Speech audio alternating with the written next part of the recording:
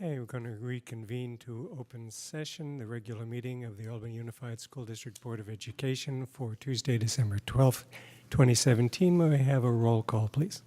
Member Chutane. Here. Student Board Member Athanayak. Here. Member Clark. Here. Member Blanchard. Here. Vice President Stapleton Gray. Here. President Black. Here. For those who wish to participate, we'll have the Pledge of Allegiance.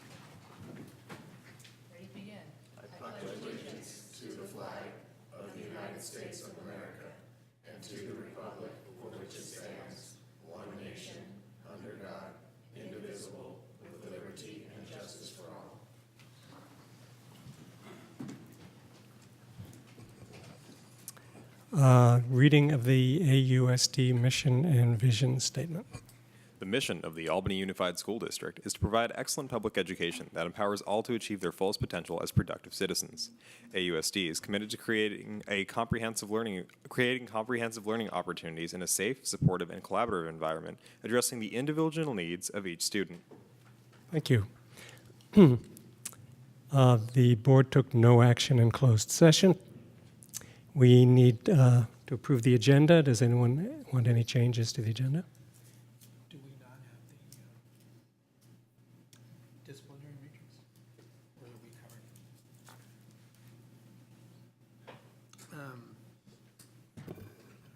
The disciplinary matrix, is that being Yeah. taken out of the agenda?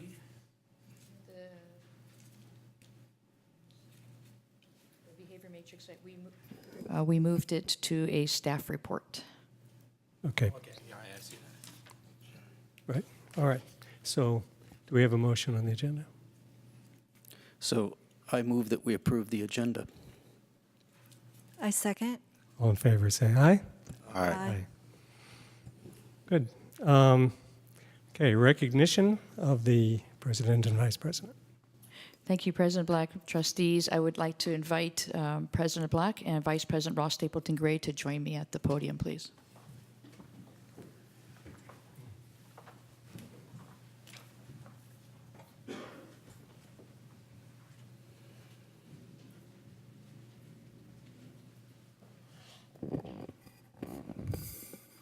It is always my pleasure to annually be able to recognize our board president and our vice president for the work that they do on behalf of the students and the staff of the Albany Unified School District. I believe that to serve as a trustee on the Board of Education is one of the most important democratic duties that someone can fulfill. And our board members all volunteer, and they give countless hours. The board president and vice president work on the board agendas. They meet with me weekly. They, like the other board members, are at different school sites, and they always have an open door and a listening ear to the public. And so it's a very, very small token of our appreciation, and especially of me as your superintendent. First is award to Ross Stapleton Gray, Board of Education Vice President, in honor of your time, effort, and dedication to the students and staff of the Albany Unified School District. We extend to you our warmest regards and sincere appreciation, awarded to you December 12th, 2017.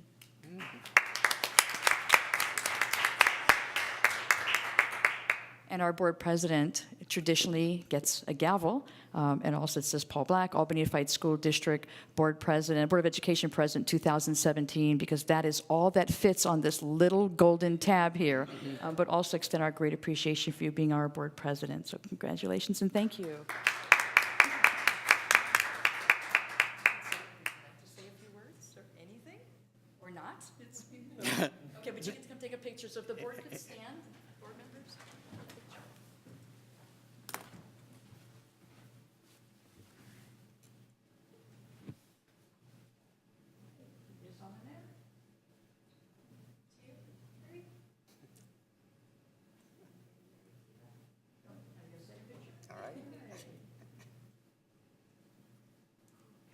Thank you very much.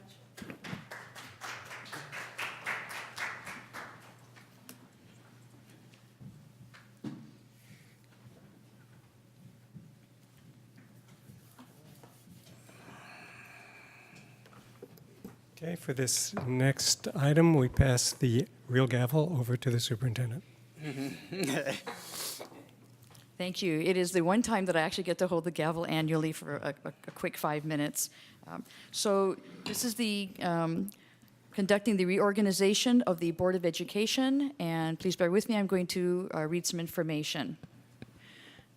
I'm calling the annual reorganization of the board meeting to order. This is for the election of President of the Albany Unified School District Board of Education. The following procedures are taken from the Board Governance Handbook. At the reorganization meeting, the superintendent will preside over the election of the president. The newly elected president will preside over the election of the vice president. Any board member may nominate any other board member, including the current officers, for either office. There is no limit to the number of times a member may serve as an officer, nor is there any expectation that all members will serve as officers or automatically rotate into either position. The presiding officer shall ask each member whether he or she wishes to nominate someone for the position. The member may nominate him or herself or another member, or may decline to make a nomination. The nominated member will be asked to accept the nomination. If the member declines to accept the nomination, he or she will not be considered to have been nominated.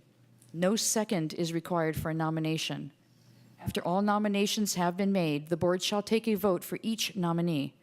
If nominated, a member may vote for him or herself. No member may abstain from voting. In the case of a tie, the presiding officer will hold a runoff vote. And I am going to start from that end, beginning with Board Member Kim Trutain. Is there anybody that you would like to nominate for the position of Board President? I'd like to pass. You pass? Thank you. Board Member Jacob Clark. I'll defer. Board Member Charlie Blanchard. So I would like us to take advantage of Paul's experience and expertise while we still can, and so therefore I nominate Paul Black. Mr. Black, do you accept the nomination? Accept. With thanks. Vice President Stapleton Gray, your nomination, please. I will pass. President Black, your nomination, please. I'll pass. Okay, thank you. We'll take a vote, again, starting from the end of that side of the... Yes, thank you. Board Member Trutain, this is for nomination for Paul Black. Your vote is? Yes. Board Member Clark, your vote is? No. Board Member Blanchard, your vote is? Yes. Vice President Stapleton Gray, your vote is? Yes. President Paul Black, your vote is? Yes. Thank you. Our board president for this year will be Mr. Paul Black, and I turn the gavel back to you. Thank you. Okay, so now we need to elect a vice president. So we started with Kim, so let's start with Jacob this time. Jacob, would you like to nominate a vice president? I'll defer. Charlie? You know, I'd like to nominate two people. So maybe you could come back to me. We'll see if one of them gets nominated by somebody else. And then, Ross? I will nominate myself and may make your job easier. Okay, I'll go back to, was that one of the two? that was one of the two. Otherwise, and you know, I'm happy with the board leadership. So let's just leave it there. Okay, I'll pass. So, Go back to Kim. Kim. I believe. Kim, I'll pass as well. okay. Good, then we have to vote. Kim? Yes. Jacob? Yes. Charlie? Yes. Ross? Yes. And I vote yes. Okay, that concluded. we now need to appoint a secretary to the Board of Education. And by the board bylaws, the secretary is always the superintendent, but we still need to formally appoint her. So do we have a motion? I move we appoint Superintendent Williams as the board secretary. Do we have a second? Second. All in favor, say aye. Aye. Okay. Reorganization is complete. And now we're going to recognize Albany Middle School, which received a Blue Ribbon Award. Thank you, President Black, members of the board, as well as the audience. I would like to introduce to you Akiba Bradford, who is a staff member in Assemblymember Tony Thurman's office. And we contacted Tony Thurman to let him know that Albany Middle School had received the Blue Ribbon Award, and Akiba is here to make a presentation. And we have David Halpert here representing Albany Middle School. Hi. So the last time I was here, I got a chance to honor one of your students, and tonight I'm just extremely honored. But he did send me in his place, and I'm really, like I said, I'm really excited. There is something on this that I want to read, and just bear with me. But it says, located in a diverse small town community united in its commitment to supporting education, Albany Middle School is the only middle school serving the local area where it guides approximately 900 students through the transformation of early adolescence, focusing its efforts on improving student success and academic achievement. Whereas Albany Middle School has provided its students with a firm foundation upon which to base their future development, as well as a sense of community and belonging, which is instilled in each student through the school curriculum. Now, therefore, it be resolved that the California State Assembly recognizes on behalf of the 15th Assembly District, Albany Middle School for its Blue Ribbon recognition. But there's something else that I want to say, and I'm sorry, it won't take too long. Go right ahead. But when I think about you guys as a school district, and I think about the leadership, whether it's Superintendent Val, whether it's Deborah Brill, whether it's your new principal at the high school, you guys have a sense of resilience here. It's a resilience that is going to be able to last you for a long time to come. You guys are looking at a robust community engagement strategy, a robust parent involvement strategy, a robust ways in which you are getting the community involved. For me, as a person who was on Assemblymember Tony Thurman's staff and who looks to him and his leadership to lead us on the state level, you all are doing an amazing job at getting yourselves to be accountable, as well as your own community to be accountable for the types of ways in which you see your students engaging. And for us, that means a lot to me, to the department, to everyone around the country who looks to people, and particularly public education school systems, as leading innovation. And for you all here, you guys are doing something. You have a secret thing in your sauce. No one knows what it is yet, but we're hoping to be able to crack it and implement it and scale it up. And so on behalf of the 15th Assembly District, thank you guys for doing the work. It's not easy, it's hard. It comes with a lot of division and strife and chaos sometimes, but it also comes with a lot of love and opportunity and skill set to be able to break through barriers. And that's what you guys are doing here. So congratulations on your Blue Ribbon Award. Thank you.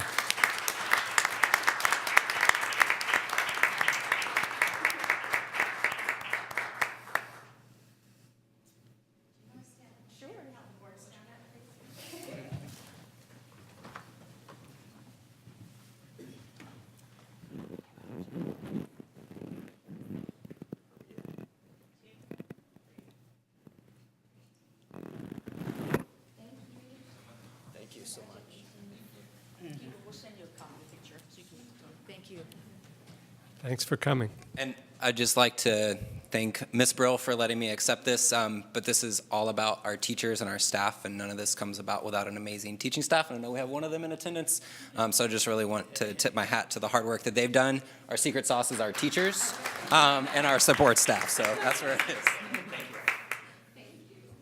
Thank you. I wanted to add something. Please. I just wanted to say thank you for your kind words. I know you're walking out right now, but thank you so much for your kind words. It's kind of far and few in between that we get compliments, and we do work really, really hard, and I really appreciate that. Thank you so much. Thanks. Anyone else want to say anything? Good. Thank you. Thanks. Okay, we have the consent calendar. Does anyone want to make any comments or ask any questions on items in the consent calendar or pull any items for separate vote? I don't want to pull an item, but I do want to, if we could take a look at the annual accounting of developer fees. I just felt like that was worth public comment. Sure. That's page 24, I think, in the packet. Anything else? No. Anyone else? Okay, let's go directly to that then.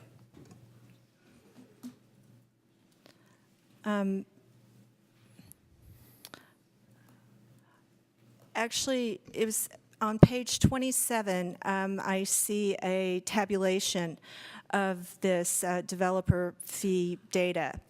And I thought it was worth noting that this was an unusual year because we had the Belmont Village project and the Sprouts project. Both together, they contributed $117,000 plus in developer fees. So we can't expect this kind of revenue from developer fees annually. This was definitely an unusual year. And I just thought it was worth pointing out that this is another way that the community does contribute revenue to the district, that whenever you do have a remodel, there's a fee built into the remodel based, I guess, on your square footage or other, that it then goes directly to the school district. Yeah. That's all. Good Thank you. observation. Thank you. Yeah. Anyone else want to comment on the consent calendar? Okay, then can we have a motion? I move approval of the consent calendar. Thank you. Is there a second? Second. All in favor of approving the consent calendar, say aye. Aye. Thank you. Board and superintendent report. Thank you, President Black. I'm sure that our student board member is going to talk mostly about events that have been happening, so I'm going to speak to just one. The Albany Children's Center received training with the Anti-Defamation League's No Place for Hate, and the preschool and transitional kindergarten classes are going to participate in developmentally appropriate activities that are designed to build upon children's play to reinforce anti-bias goals. Anti-bias education is grounded in research about young children's development of identity and attitudes, and there are goals of these early childhood education anti-bias programs. It nurtures children's construction of knowledge, positive self-identity, and group identity. It also promotes children's comfortable, empathetic interactions with people from diverse backgrounds, fosters children's critical thinking about bias, and cultivates children's ability to stand up for themselves and others in the face of bias. So each classroom is going to engage in what are called kickoff lessons and activities utilizing the World of Difference Bias-Free Foundation's curriculum guide, and the children will receive No Place for Hate swag during this initial activity, and the teaching and learning will be ongoing. So I really wanted to shout out to Albany Children's Center for doing this work with our youngest learners. Thank you. Thanks. Anyone else? Kim? Yeah, since the last regular meeting, I wanted to point out a couple of things. One was the same night that there was the all ACT meeting, there was also an AMS PTA meeting that featured the Anti-Defamation League's No Place for Hate training for AMS parents. And it was really excellent. I was very impressed by the moderator. All of us got to know each other a lot better during that training, and it did really lay the groundwork for developing a better understanding of likenesses and differences. And there were also tools taught on how we could bring that home to our kids. I also wanted to mention that I'm on the website redesign committee, and we had a meeting. It's not a complete redo of the website. But I think that there's a number of changes that are being made that will make it quite a bit more useful to the community. There was some things that were necessary to do to make the website mobile friendly, and also to increase the facility for translation. So sort of as we were going to have to do those things, we thought we would just jump in there and make a much better calendar and make some other features, improve other features to aid communication, and hopefully will increase website use. And then lastly, I just wanted to give a shout out to the Ams Craft Fair, which was very, very crowded and was truly excellent, and had many, many student artists selling their wares. Thank you. Thanks, Kim. Anyone else? Ross? My wife and I attended, as did Val and her partner, the very last AHS Madrigals. I don't know what will follow, if anything, next year, but this was the very last one, and it was a wonderful experience. Thanks. Charlie? So Jacob and Mahima and I attended a meeting of what we have been calling the Budget Input Assessment Committee. I think it's going to come back with a different name. And Jacob, you can help me out. Mahima's not here tonight to add to this, but there was a brief summary that got sent around, kind of listing some of the main points of discussion. There was discussion about the merits and consequences of appointing a committee by the board as opposed to the committee that we have now. There was recognition that if there was a board-appointed committee, there would need to be a 45-day period in which the positions were noticed, and this would delay the work of that committee. So the existing committee would like to continue working, at least for the present being. It's going to restyle itself as a work group because we're going to make them work a lot. We're expecting a series of meetings over the next several months. The committee spent some time going over the budget information that we received last meeting, and there was some additional discussion about how the committee can be more effective as representatives and liaisons to sites and different stakeholder groups. And so the committee discussed the possibility that as we consider having multiple meetings over a period of months, the membership of the committee be expanded, and that people asked for some guidance on how they could take information back to the sites and bring feedback from other people to the committee meetings. And I'm going to ask Jacob if you can help me with any other key points from that meeting. Well, the first thing I'd like to say is the meeting was much more effective than the first one, so it was definitely a step in the right direction.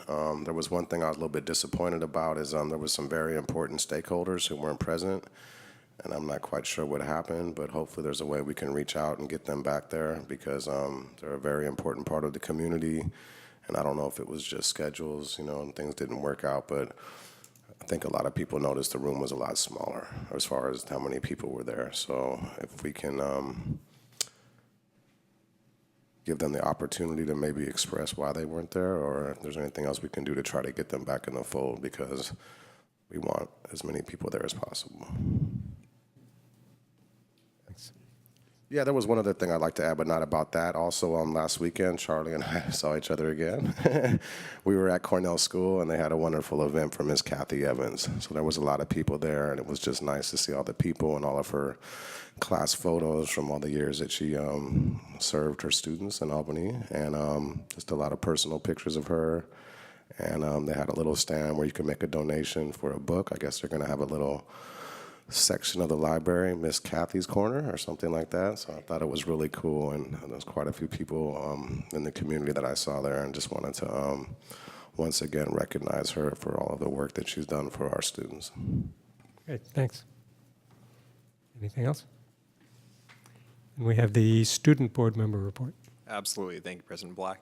Mr. Stapleton Gray hit on that this year is the actual last final Magical Delights, which is this amazing little show that AHS Choir puts on, and it's just, it includes singing and food and a bunch of costumes. It's really amazing, and this is the last year, so that was pretty amazing. The Pink Squad, which is a student-organized group from Marin, will be hosting a bake sale on Wednesday, December 13th from 1:40 to 2:30. All the money raised will support homeless shelters at Fire Relief. Look for their table by the office and enjoy delicious nut-free treats for $1 each. On Wednesday, January 17th from 7 to 8:30 p.m., there will be a parent education night at Marin. Professor Dr. Rodolfo Mendoza Denton discusses the question, how can we come together to talk about our children about discrimination and inequality? This event is presented to you by Ocean View, Cornell, and Marin PTAs. This Friday, December 15th, is Cornell's Wear Your Favorite Color to School Day. Students are asked to wear their favorite colors to school and show off their colors to their classmates. Please come to the Cornell office and to contribute money towards a holiday gift for beloved crossing guards, Corianne and Ellen. Look for the envelope in the cubbies/bookshelf near the office door. Also, the Jungle Book will be presented on Thursday night, December 7th at 6:30 in the Ocean View Multipurpose Room. Please come and support the students as they've been working very hard on the production. And finally, the Ocean View Sing-Along is on Friday, December 15th at 8:45 a.m. and 9:45 a.m. Together in the multi-purpose room, students and teachers will gather and sing some holiday songs. There will be 2 shifts of students and staff singing, clapping hands, and having a good time. Ocean View parents are invited to attend, join, and sing along with us. Your child's teacher will be able to tell you which of the times. And that concludes the student report. Thank you. Thank you. I understand our other student member has got a bad cold. Yes, sir.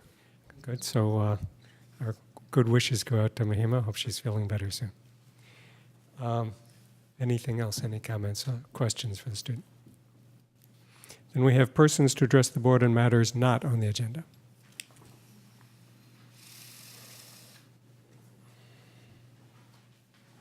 Please try to keep your comments to 3 minutes. Thank you. Timed it. My name is Julie Paulson. I am the parent of 2 children at Cornell Elementary School, and I appreciate the opportunity to speak. This is my first time attending a board meeting, and so I regret to have to introduce myself with a complaint. However, after viewing the video transcript of the November 28 meeting, I was shocked and dismayed by the attitude that President Paul Black and Vice President Ross Stapleton Gray exhibited towards students with disabilities and English language learners in the district. I feel compelled to remind you that the Albany Unified School District's mission is to provide excellent public education that empowers all to achieve their fullest potential as productive citizens in a safe, supportive, and collaborative environment, addressing the individual needs of each student.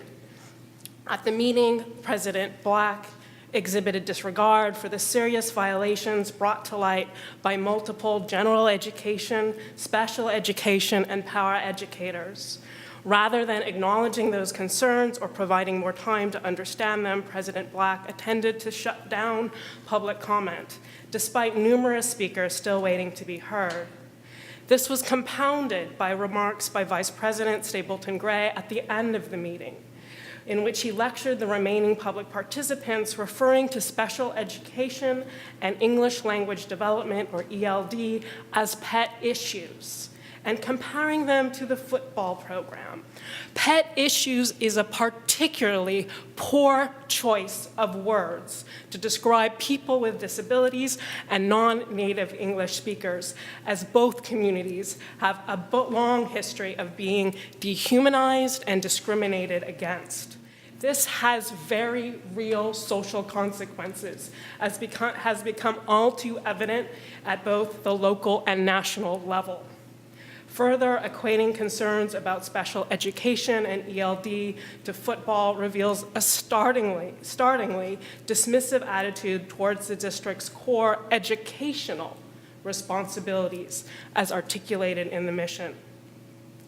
In light of the district's recent difficulties with racial insensitivity and discrimination, it is disturbing to see both the president and vice president present such a hostile attitude towards the educational needs of 2 marginalized groups of students that this board is sworn to protect.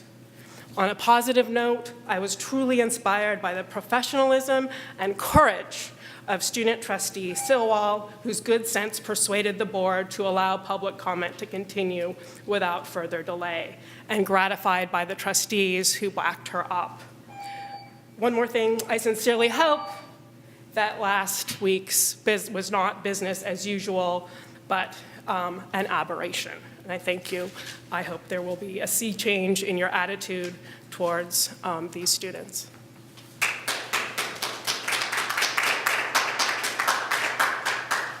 I think I'm allowed to address that specifically, having been called out on what I said. My remarks at the end of the meeting, and I welcome anyone to watch the video, were not to compare special ed to football in any sort of real comparative way. It was to say, any of you with an issue finding yourself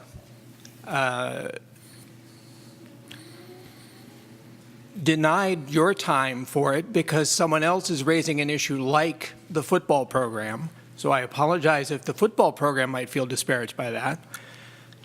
We have an agenda. The issues are on the agenda. There is X amount of time, a limited amount of time. I think we were fairly generous in stretching the time that speakers got on the issue of special education, but we do have to get things done on the public's time with the public's board, and there are going to be necessarily limits. Okay, I invite everybody to go back and look at that video, what I was doing at the end of that session was asking for feedback from the public, input from you all, how we can better handle issues that collide or that take up amount of time. I've got nothing. I welcome anybody, send me email. Here's how we ought to handle an issue. When 40 people line up at the microphone to talk about an issue that isn't really on the agenda and mine is and I want to speak to it, can I? Send me some ideas, all right? Watch the video if you'd like to judge my treatment of these issues at that session. We all set now? Good evening, President and Board. Brian Parsley, Albany resident and a parent of Albany Middle Schooler. I don't know quite how I'm going to follow that up, but it is the same agenda item that I wish to talk about. An agenda item that I've spoken to several elected officials, and one referred to it as appalling. The treatment of the public through unreasonable time limits placed on agenda items has to stop. Certainly, this board can put reasonable time limits per the government code on agenda items. You look into the crowd tonight, and there's a few people here. You looked in the other night at the meeting in question, and it was full. This board simply could have asked how many people wish to speak on this item. It doesn't matter if it's a staff report, a consent item, it does not matter. The people who elected you should have the right to speak. You can certainly place time limits. One speaker went far too long. I've watched the video probably 20 times. One time during the 12 minutes that he spoke, did the board president attempt to stop him. Then allowed 3 more speakers to come with a line of people and then tell them angrily, that's enough. We have to move on. How is it possible that you can treat the people that elected you this way? Is our time less important than your time? I guarantee you that if there was a crowd of AP parents in here, that situation would not have happened.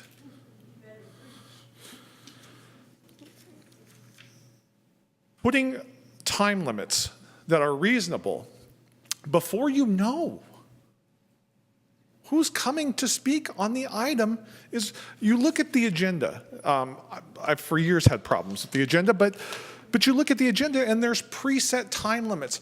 How do you know how many people are coming to speak to you? These people are parents, they're leaving their kids at home, they've worked all day to pay the parcel taxes, to pay the property taxes that fund this school district. And if it is an agenda item that you may not find important, we certainly do. In closing, I think you should look at the meeting norms that are on the front of the agenda. There's quite a few ones on there that I think you should reflect on. Thank you. Thank you. I do want to apologize to you and the rest of the public for the way I did handle that meeting. You're absolutely right. When I saw how many people were here to speak on that item, I should have turned to the board and asked for an extension of that item. We were expecting it just to be a staff report and not a discussion item. But when I saw how many people were here to speak on it, you're absolutely right. I'm very sorry. And if that situation comes up again, I will handle it differently. I was just not prepared for what happened, and I did not handle it well. I'm sorry.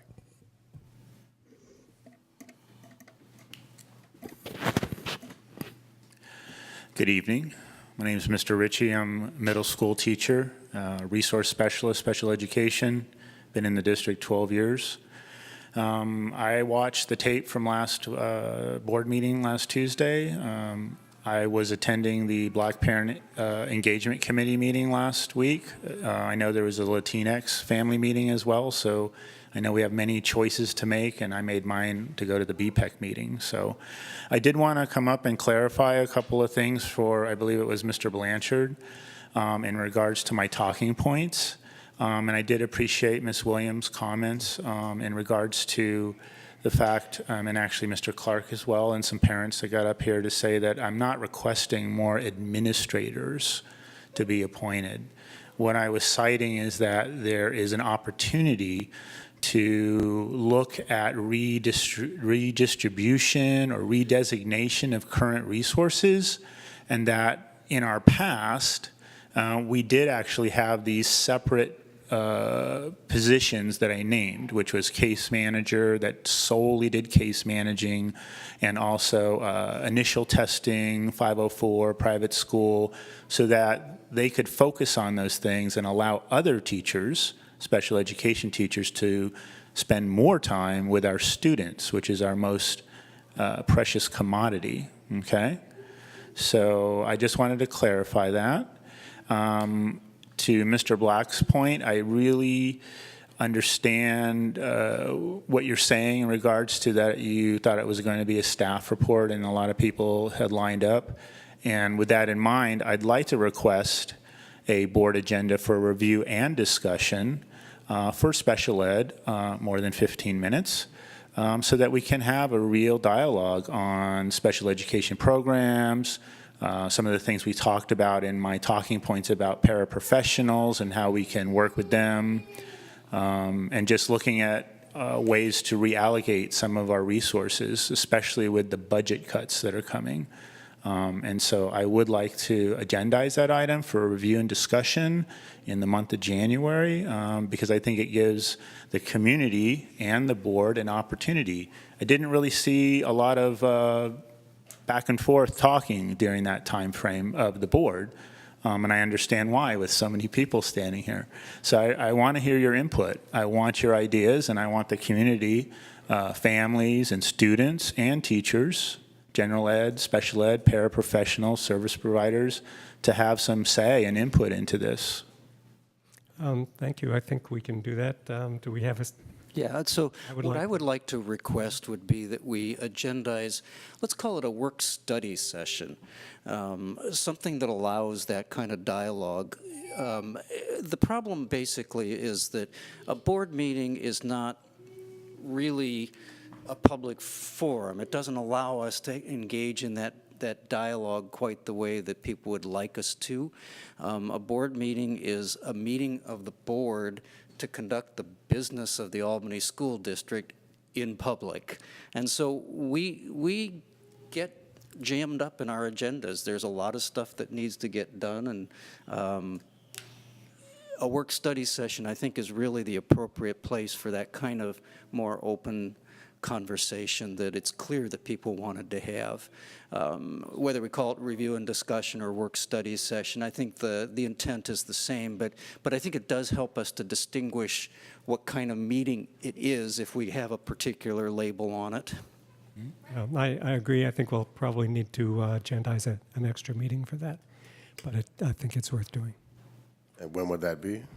We'll have to look at the schedule of January and see when we can figure it. Okay, well, I would make a motion that we do it as soon as possible. He asked for it in January, and then it sounded like it kind of changed a little bit, so I'll just go back to Mr. Ritchie's original one, where I would like to make a motion that we agendize something for review and discussion in January. Okay, so the agenda committee meets on Friday. We'll talk about it and try to figure out a date. All right. Okay, clarification, I'm sorry. So the agenda committee will look at a date and to determine if it's a review and discussion or a work study or for review and discussion. Either one. Well, what is the difference? The difference is if it's a work study, it's mostly a separate meeting. That's the topic of the meeting, whereas review and discussion is one topic during a regular meeting and as such is necessarily of a limited time. So if we want to have as much time as we need to discuss it, it's best to have a separate meeting for it. Is this a public forum meeting? Oh, absolutely. It would be an open meeting, noticed. Yes, of course. Yeah. So let me just add, that's my intent. It's not to derail it in any way. By having a work study, it allows that to be the sole focus of the meeting. And it seemed that given the number of people speaking, and frankly, I appreciated you providing us with the written document, which I didn't truly understand, and we didn't have time to talk about it. So I'd love to talk about that a little bit more. The work study really does let the board engage in a dialogue. And it seems like if that's going to be the sole focus of the meeting, then the time pressure isn't as severe.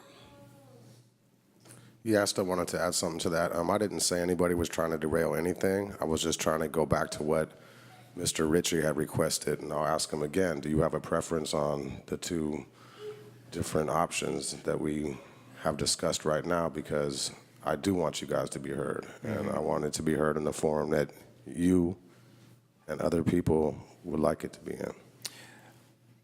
Having listened to both definitions, I still think having it in an agendized item in this forum versus a work study forum, I think sets the tone that the community will treat it as a board meeting to come to versus a separate meeting, which may limit people's interest, so to speak. So I would like to have it as a review and discussion here in the board and allotted the right amount of time. How much time do you think we would need for it? I don't know. How much time do you think?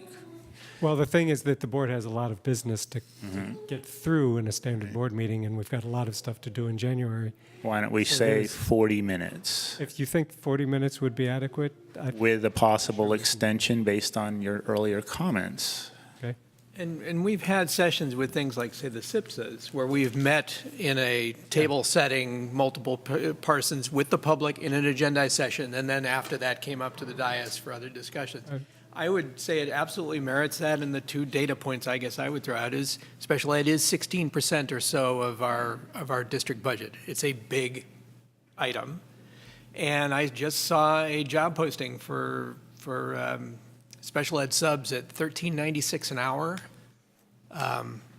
In this day and age, I think we should talk about things like compensation and whether or not it works. So I think it's a big enough issue to have that sort of a setting. Okay.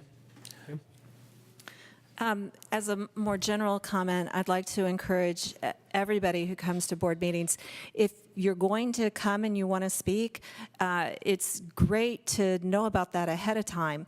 If people just sent a quick email saying, I'd like to speak on this agenda item tonight, if the board got 10 emails when the agenda got posted, then it would be a real heads up that there's a great deal of interest in that topic, and we could come into a meeting knowing that we were going to need to rework the agenda and consider the time limits. Right, thanks. Okay, so Another of my comments at that meeting was if a board member gets 20 requests to speak, et cetera, we do amend the agenda or have the ability to amend the agenda when we adopt it at the start of the meeting.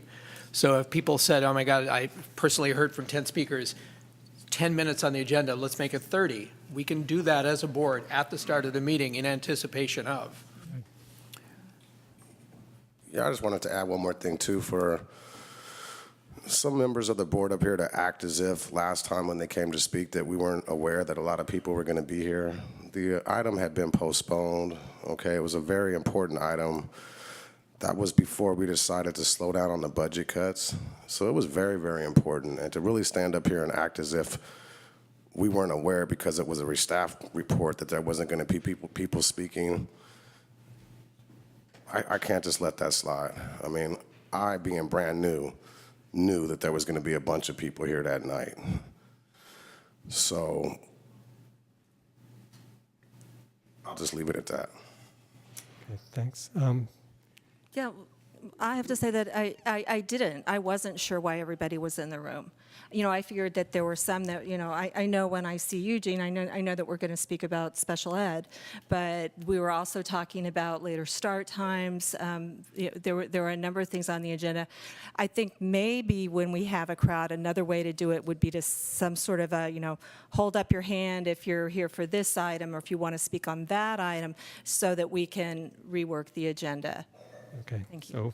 So before I leave the podium, thank you for your time. I see January 9th and January 23rd as the future board meeting dates. And so I really was hoping to hear that we would agendize it this evening at one of those dates. Is that possible? No, we need to look at everything else that needs to be fit into January, but we'll figure it out. We'll let you know as soon as we can. So will the rest of the board be part of that discussion, or will it just be the three of you guys again who just make the final decisions? If we need to extend the meeting or have a special extra meeting, then we'll involve. No, I mean to find out when it's going to be agendized. You said we. To me, that minute sound like you, Ross, and Val will decide if it can The be agenda January 9th or committee, that's 23rd. what the agenda committee normally does. So you won't seek any advice or input from the other board members? If you have advice to give us, you're welcome to give it. I'm giving it now. I want it as soon as possible, January 9th or January 23rd. I understand we have business to do, but there's certain things that are more important than others. And right now, to me, this is more important than some of the things I'm sure that are going to come up on those two next meetings.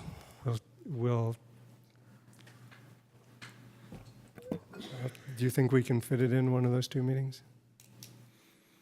I believe that if we can move one item on January 23rd, we can definitely get it into January 23rd. On January 9th, it's really going to be tight. The board would have to agree to extend the meeting by about 45 minutes because it's a full agenda. But I do believe that we will have room in January 23rd that we could add.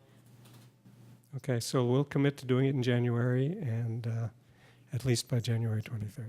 I can put it in there on January 23rd. Very good, thank you. And to quote you, Ms. Williams, as you said at our teacher day, make it so. Star Trek, thank you. Thanks. Okay. Please. Hello, Max Weintraub, and I am father of a very tired 5-year-old. I wanted to say two things. Firstly, I wanted to thank, I had come up a few months ago with questions about testing of lead and water in the schools, and I really wanted to thank the board and the district for following up on that.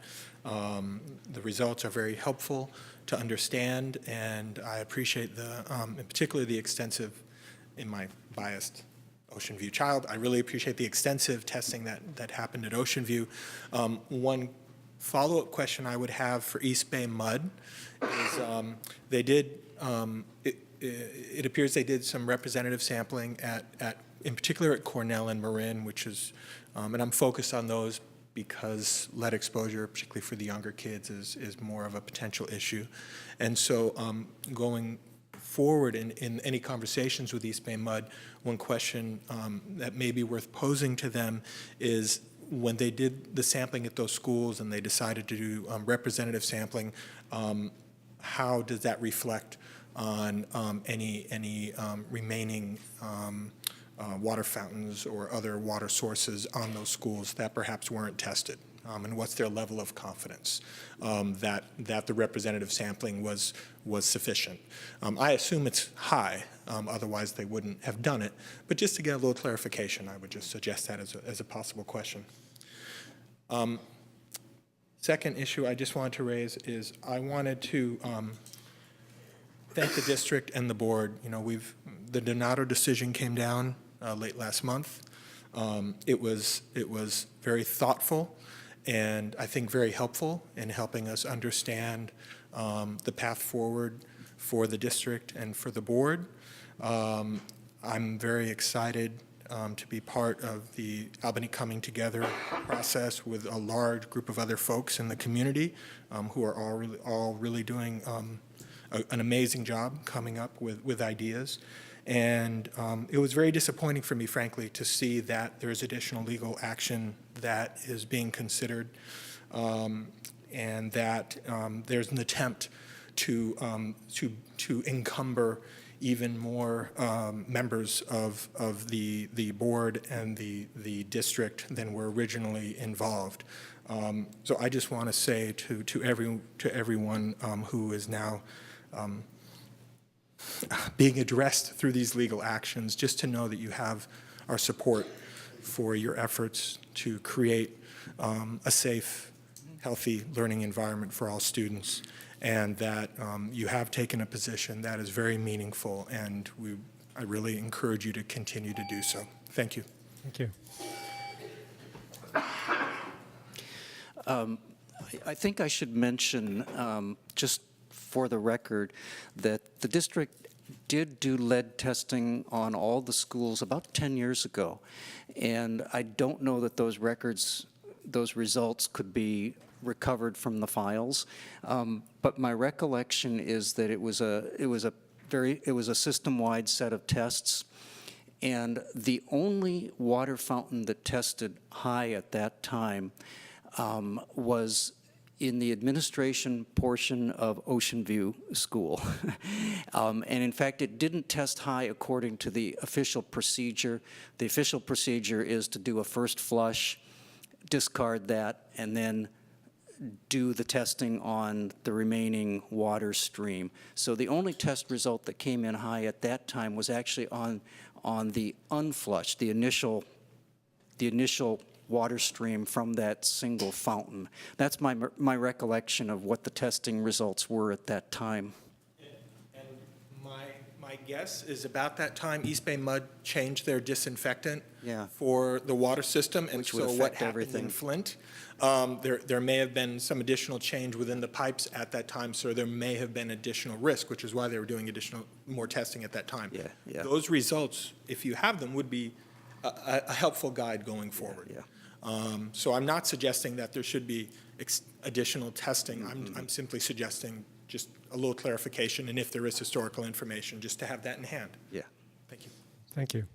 Anyone else wish to address the board on matters not on the agenda? Okay, that brings us to our first staff report, promoting safe, supportive, and collaborative environments for all students and staff. Thank you, President Black. I'm going to turn this over to Zeke Lopez, who is our athletic director, who will be talking about Albany athletics for our staff report tonight. Just give me 1 second to get this going. Jackie showed me how to do it, so now I just follow her lead here. I think something came disconnected. Did you push a button over there?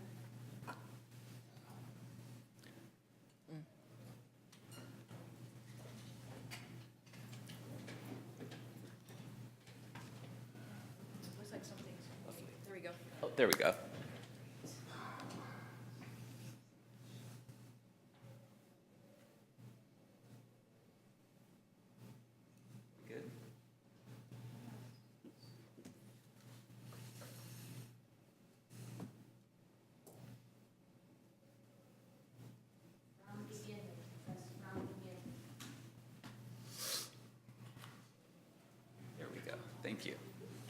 So I wanted to just thank the board for giving me an opportunity to speak tonight. When Ms. Williams first talked to me about speaking tonight, I was really kind of struggling with how to talk about the state of athletics in Albany within 10 minutes. And so it really took me a while to kind of figure out exactly what to focus on tonight. And so I decided to focus on three major things. One, I just wanted to give you just a general overview of our athletic program here in Albany. And then two, I wanted to talk about communication and how we disseminate information to our students, to our teachers, to our parents, and to the community as a whole. And then the last thing I wanted to talk about is what we do in order to ensure the health and safety of our student athletes in Albany. So that's kind of what I'm going to talk a little bit about tonight. Program overview. So currently at the middle school, we field 28 teams in 9 different sports with, this was last year's numbers, with over 500 student athletes participating in our program at the middle school. At the high school, we field 36 teams in 15 different sports with, again, nearly 600 student athletes participating in our program. Participation by gender.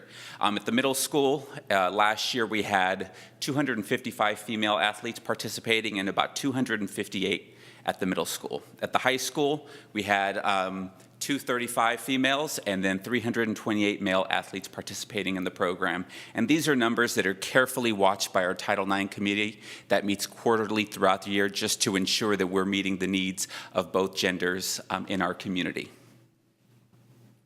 Coaching staff. As you can see, between the middle school and the high school, between paid and volunteer coaches, we oversee just under 100 coaches. And so that's quite a lot of staff to oversee with just one person running the athletic program on both campuses. Our budget. Currently, just our basic operating budget is $440,000, and Albany Unified School District provides us with $260,000 to run our program, and that includes funding for the athletic director position, coach stipends, and also some funding for transportation, and we are very thankful for the support that the school district gives us. That being said, we also rely on the support of our community to help us balance our budget every year. And our parents and our coaches and our student athletes do a great job of raising nearly $200,000 every year to ensure that our athletic program here in Albany continues. And so I just wanted to recognize the school district in addition to our community for the support of our program. Communication. Communication is quite tricky because there are so many moving parts to our athletic department. And so that's one thing that I and our coaches and our parents spend a lot of time doing. We're always looking for ways to increase and to improve our communication. And one of the things that we do is we have very robust websites for the middle school and high school athletic programs. And so as you can see, we have our middle school athletic website is hosted through our school website, but at the high school we have our own website, which is goalbanyathletics.org, and I and our coaches spend a lot of time ensuring the accuracy of the information on our websites. I provided just a couple of snapshots here of our website. So this is just a general snapshot of information that we provide on our middle school websites about athletics. So we've got information for new coaches, online athletic registration, athletic calendars. I mean, you name it, we've got it on that website. This is just a snapshot of what an individual team web page looks like on the middle school website. We try to provide as much information to our parents about what's going on with that specific athletic team. We also have just a general athletic calendar where parents can find all athletic events taking place within the middle school, and this is something that I'm constantly updating. Again, we want to make sure that it's nearly 100% accurate. This is just a quick snapshot of the website that we've been building for the last 2 years for the high school. One of the things that we're doing now is each team has their own individual page, and coaches basically post weekly updates that parents can look for and just find general information about what's going on with that specific program. We also started this year where each team has their own calendar with a bunch of different information, whether it be games, practices, or different team events. And again, all of these are managed by our coaches. We also what we call our sports hotline, and we have a different hotline for each school.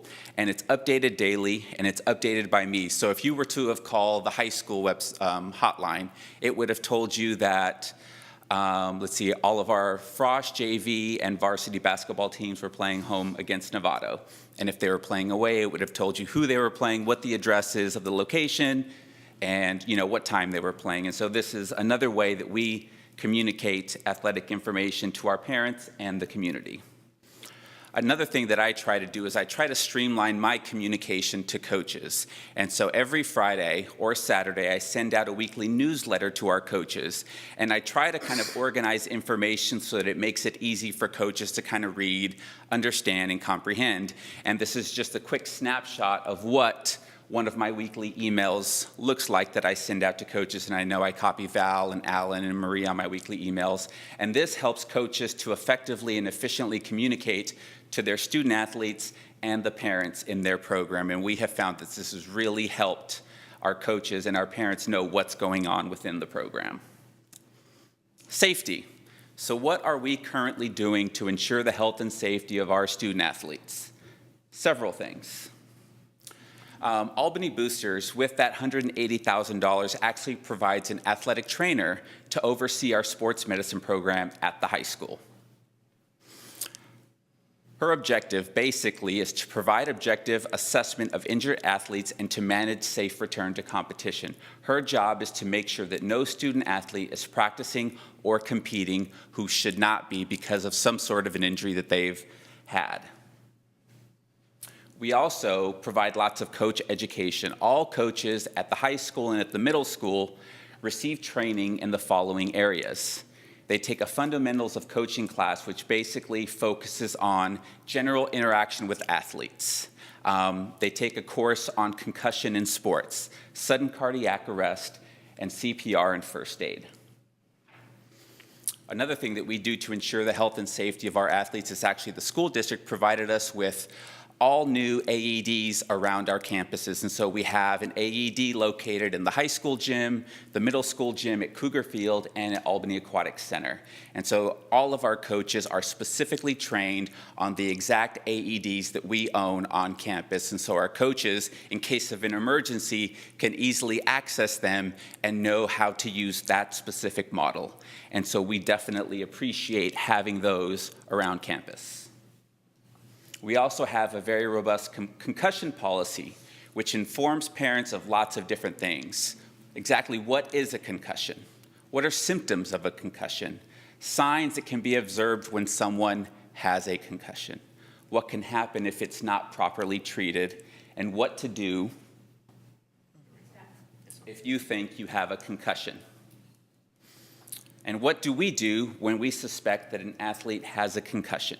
At the high school, anytime a coach suspects that a student athlete has a concussion, they're immediately sent to the athletic trainer.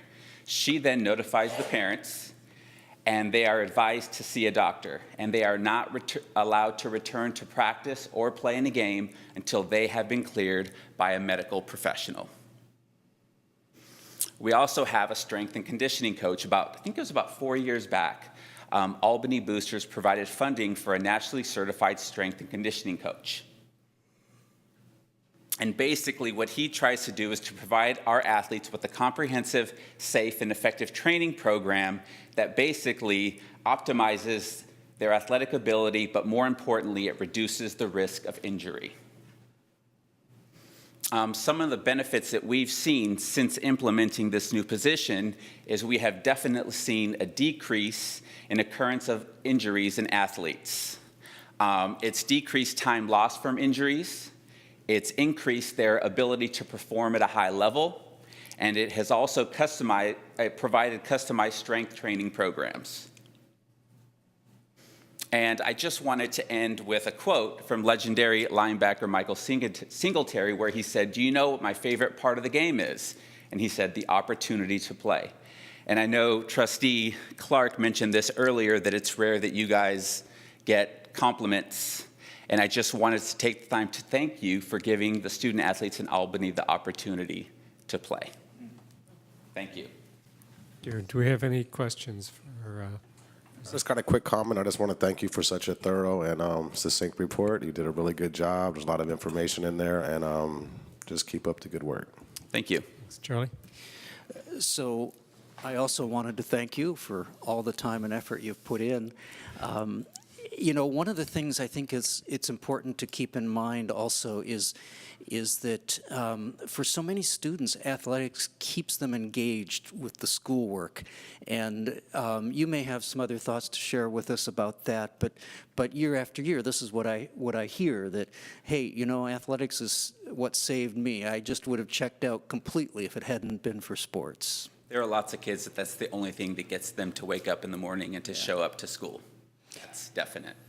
And sometimes we have seen some of the kind of summary statistics, not that life can be summarized in a bunch of statistics, but our student athletes are maintaining some pretty impressive grade point averages. Absolutely.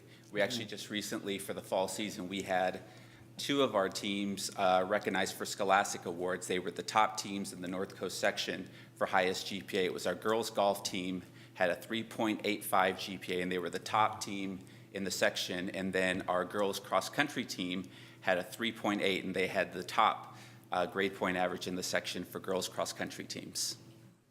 That's great. Ross? Yeah, some comments and questions. So today I registered my daughter for spring sports. It was painless. I'm quite happy for that. Though I do have a question of why a separate athletic site for the high school that's not, say, shared with the middle school. Would it make sense having the 2 schools both have that site? Eventually, it will get there. One of the things at the time when we transitioned over to goalbanyathletics.org, the current high school site at the time wasn't meeting the needs of the athletic department, and there wasn't a plan to upgrade the high school website. And so we ended up having to build our own website for the high school athletic department. And to be honest with you, I'm pretty happy with what we have at the middle school and what Ed Leo provides us. And so for now, I'm willing to kind of manage both sites in order to kind of streamline things for now. But eventually, we definitely would like to combine the 2 into one website. Yeah, I wanted to thank you for the report, and I wanted to say that I think it's in the right place in terms of promoting safe, supportive, and collaborative environments. I think that, as other board members said, you know, this is a way of reaching a wide spectrum of students that may not find some of the other parts of their day as interesting. I wanted to just point out the numbers that you had up there were really staggering. That's more than half of the middle school students are on an athletic team, and nearly half of the high school students are on an athletic team. And then when you showed the budget numbers, it looks like parents, I think, are the main contributors to the boosters. Although I think local businesses are asked, and you know, probably relatives get pulled in as well. Local businesses, we have a corporate sponsorship program, which basically makes up about 15% of that $180,000 that we raise every year. So out of that $180,000, I might be wrong, but I believe that Albany Athletic Boosters is the second largest donor organization to the school district, just after school care. So it's like this whole world that's going on that we don't often hear about in this room. You know, so parents are deeply involved in the athletic programs, and in terms of not just getting their kids to practice and attending games, but also, you know, running the programs. I wanted to give you a chance to talk about, you talked about all your communication tools for the going out to the athletes and going out to the parents, but do you want to mention feedback, how you're closing the loop? One of the things that we've started doing this year is at the middle school and at the high school, we implemented a postseason athletic survey. And at the middle school, that survey is sent out to the parents. And at the high school, we sent it out to our athletes. And we're basically just asking for their feedback about the overall program and how we could to continually improve and expand our program. And that's something that we're doing to give everyone an opportunity to give us their feedback and their input. Ross? A couple of comments on funding. I mean, you mentioned that it's the second largest, I would assume, after school care. But if I donate $225 to school care, it's going out to everybody and sort of collectively, whereas I did pledge to pay $225 for my daughter to play spring sports. To some extent, it is a pay-to-play situation, though anyone can opt not to pay. It is entirely Correct. voluntary. But if the bulk of the money is going into fund athletics from the non-district side, are coming from the people whose kids are playing the sports, we're talking about something where we're sliding down that slope sort of towards pay-to-play. I also had an exchange with Michael Safe on the issue of soda. The Albany boosters, the athletic boosters are selling soda in concessions. I said, we're trying to encourage healthy, et cetera. What could you do? Could you cut out soda? And he says, you could pay us more money and we cut out soda. So I remember that exchange. Maybe it would be appropriate for the athletic department and the district to talk to the city about allocation of soda tax monies and say, look, let's stop selling concession sodas. Could we get some of the soda tax money to make that possible, given that the boosters' money is such a large chunk of what keeps sports going? A last question about Title IX. I mean, there is a disparity at the high school. Yes. So is that a concern, and how is it sort of resolved? It is a concern. We actually had our first Title IX meeting of the year on Monday last evening, and we're seeing just a general decline in female athletes participating in our program. And so what we're doing is we're looking for ways to give female athletes more opportunities to participate in the athletic program. And so based upon our survey that we sent out last year to the entire high school population, it seems that there's an interest in our female students to participate in badminton. And so this spring we're starting a co-ed badminton team in the spring in hopes of bringing in more female athletes into the program. And on Monday evening, we even were looking over the survey that we sent out this year, and we would be looking into adding girls water polo next fall in order to bring in more female athletes into the program. And so we watch those numbers very carefully. And I would guess that the gender-specific sports right now are football on the boys' side and softball on the girls' side. And volleyball. Oh, and then baseball, there is only, or is baseball co-ed? Baseball is co-ed. Okay. Can be, yes. Thanks. I wanted to comment. Hi, I just wanted to comment on the athletic teams at the middle school and the high school. I'm a parent. My children have gone through the middle school and the high school, and I want to say thank you to all the coaches for track. My kids started track in middle school. My son kept it up in high school. My other son was on the swim team. My daughter's on the Albany dance team. Thank you very much for having, and my son was on the football team as well. So, and cross country. So I've done a lot. I've done a lot with the athletics department, and I thank you very, very much. So that is a very deep thank you. I'm also a registered nurse, and I really appreciate all of the information on the AEDs and the concussions. And if you haven't read League of Denial by Steve and Mark Fainabrew, you should. That's an awesome book about football injuries and the head injuries. So getting into safety, I just wanted to make sure, and this may also help, I don't know, in some way to bring more young women into sports.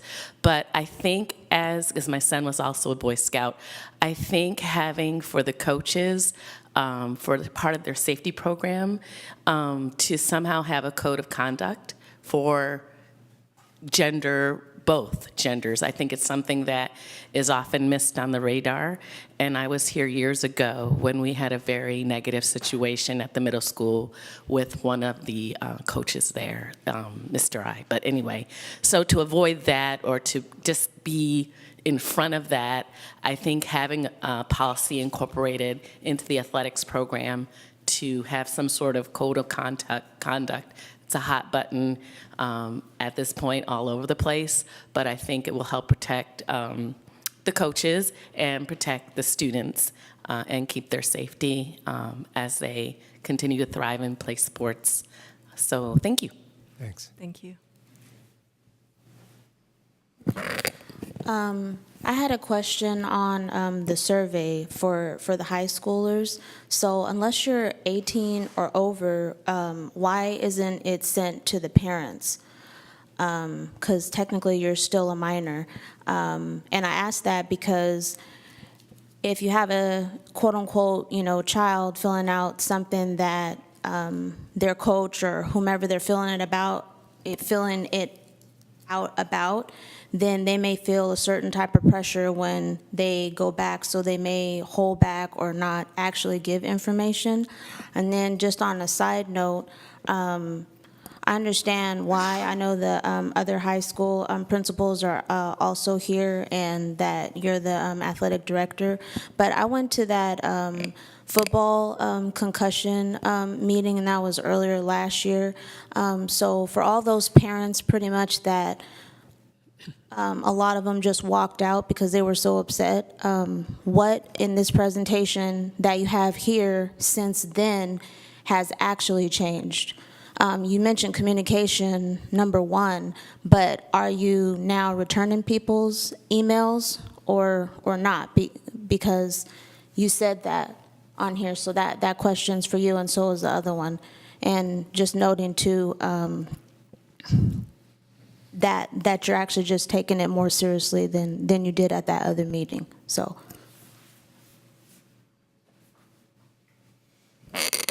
just to answer her question about the survey, one of the things that we discussed as, with administration is this is kind of, we're piloting this survey, and we thought that it best that we start, at least with the high school, surveying the students because they kind of know what their firsthand experience is, whereas the parents, it's kind of second and third hand, because at the high school level, kids don't really communicate much with their parents about what's going on, and so we felt like we would get a more accurate representation of what their experience was like if we allowed them to anonymously respond to this survey. Two, I can't remember what the next question was, but I guess the question was, do I respond to parent emails? Yes, and that's one thing that I and our coaches take very seriously. We always try to respond to parent emails within 24 to 48 hours. Okay, thanks. Okay, can we move on? Okay. Thanks for all you do and for your presentation. Albany High School Advanced Placement Course Enrollment and Examination Results, staff report. Thank you, President Black. Trustees, I'm going to turn this item over to Marie Williams, who is our Director of Curriculum Instruction and Assessment. Ms. Williams.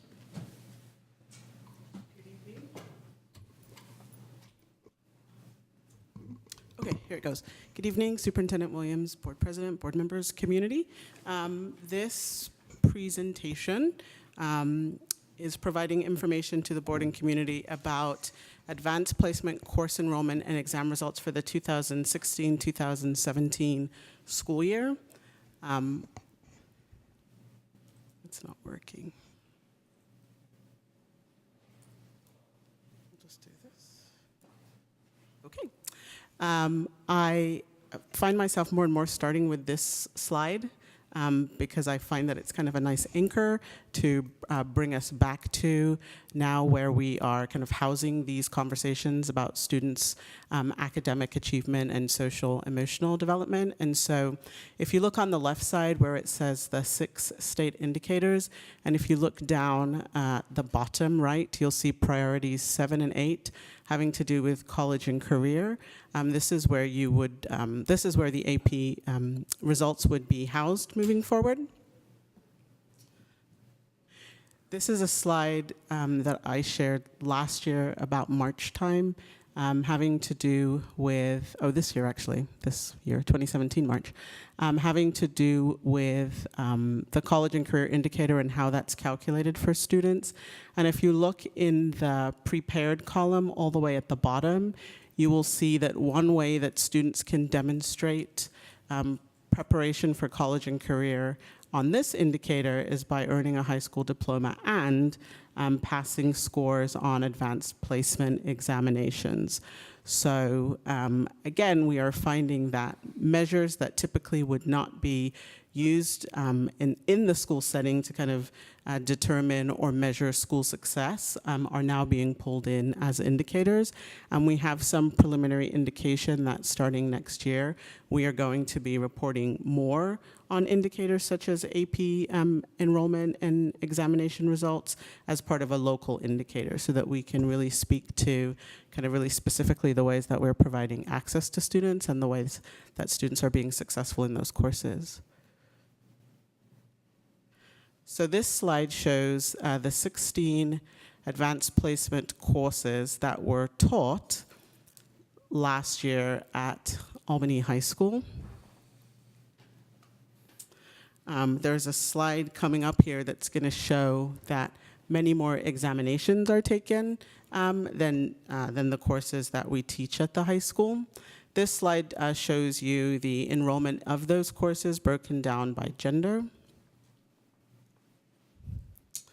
And then this slide just provides some demographic information. I do have another slide that I inserted in response to some questions that came about kind of really disaggregating this information to give a true picture of enrollment versus participation at the different grade levels. So on the left-hand side are the 16 courses that we teach at the high school, AP courses. On the right-hand side, you will see the 11 additional courses that students take examinations in, or last year took examinations in. I know that there has been a question, last year this question came up when we were preparing the high school SARC around why more courses weren't designated as AP and taught as AP courses. And just in going back through some of the communication that happened around that question last year, one of the ideas that surfaced was that teachers really want to create, to the maximum extent possible, heterogeneous groupings of students, but that students are encouraged to take these AP examinations, and that the coursework in, for example, in English 3 Honors amply prepares them to do so, because there are many students that take the English language and composition AP exam and perform well. So on the right are the courses that we don't teach, but students take those exams. And so it's pretty staggering when you look at that. And one of the challenges in talking to Principal Ritchie about this slide in particular is that the high school has to find resources to be able to administer these examinations, and they don't necessarily always have the benefit of personnel kind of officially attached to those courses to do that. So for example, students wanting to take the language and culture exams, those are pretty involved and happen over quite a few sessions, and so requires that we are activating many more resources to be able to offer these courses to students. So hats off to the high school and Siandra Parrott, the college and career coordinator, for putting in the tremendous effort to make that happen. Okay, this slide shows by grade level and ethnic group the numbers of students enrolled in that particular grade level, and then also shows you the number and percentage of that particular grade level ethnic group who took an AP exam. So there are lots of different ways, I think, to kind of slice this information and look at it, depending on kind of, I think, the questions that you want to answer. And one of the things that when we shared this information last year came up was that we look at kind of low numbers in a particular ethnic group or subgroup of students taking exams, but what is that relative to? So if the enrollment in that particular group is small, then that small number would be expected. So I added this slide in response to some questions about kind of providing data that would kind of really tease out and tell more the story. So as an example, if you look at Asian students in the 10th grade, there are a total of 95 Asian students enrolled in the 10th grade in Asian here, and then also now in CalPADS would include students who identify as Filipino, would include students who identify as East Indian, also would be included in that Asian category. So there are 95 students, and 20 20 of them, which represents that 21%, took at least one AP examination. So that's what that graph is showing you. Another way to look at it maybe is to calculate the percentage of that particular group at the grade level, and then what percentage of that particular group are taking exams. And I think there are lots of ways to do it, but essentially this is how many students are enrolled at the grade level, and then also then you see the numbers of students in those grade levels and in those groups taking examinations. So here's a summary of the advanced placement results. It provides 2 years of data. So in the 15-16 school year, 590 exams were administered to 277 students. So often students are taking 2, 3, 4, 6 exams in some cases. And last year, in the 15-16 year, 500 of the 590 exams that were administered received a score of 3 or higher.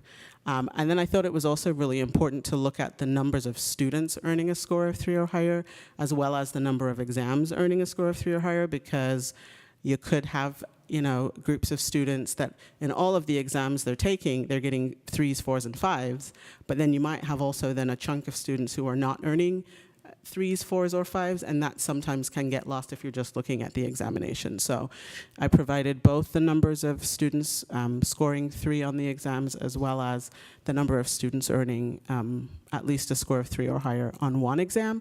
And then you'll see the data for 16-17 as compared to that. So 645 exams were administered this past year to 299 students, 554 exams received a score of 3 or higher, and 267 students earned a passing score on at least one exam.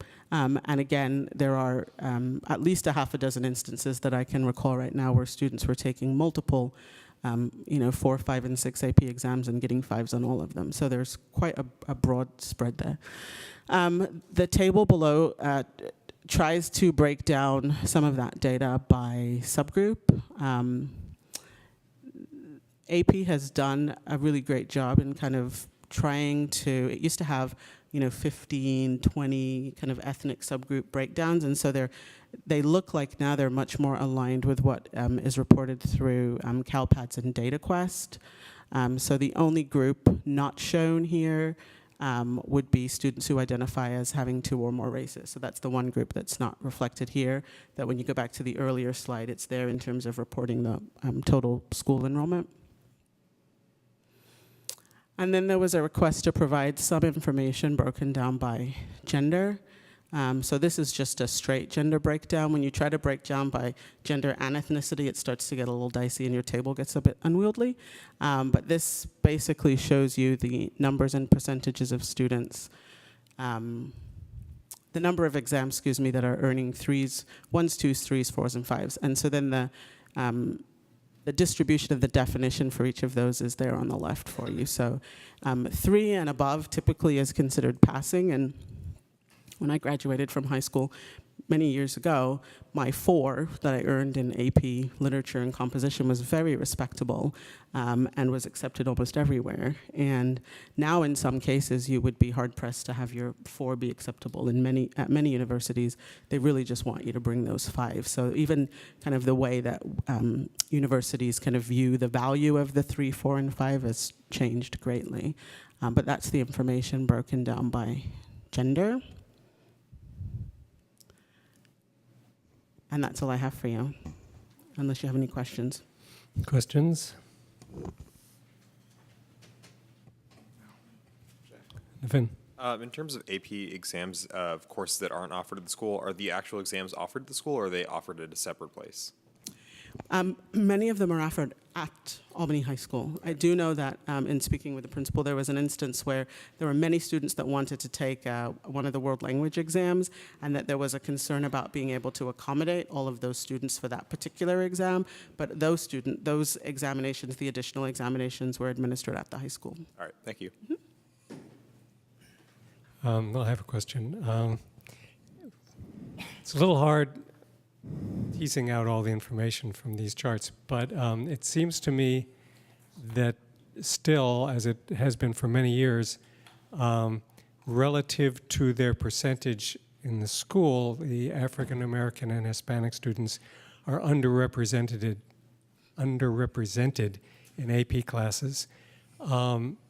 There's been talk in the past about finding ways to reach out to them, to encourage them to attend, to emphasize the importance of these for their future careers in college and so forth. What, if anything, is being done? I don't know that I can answer that question in terms of kind of what I know factually is happening at Albany High, but I can tell you that I do know that College Board offers a couple of tools that are pre-AP assessment tools that help uncover untapped AP potential, as an example.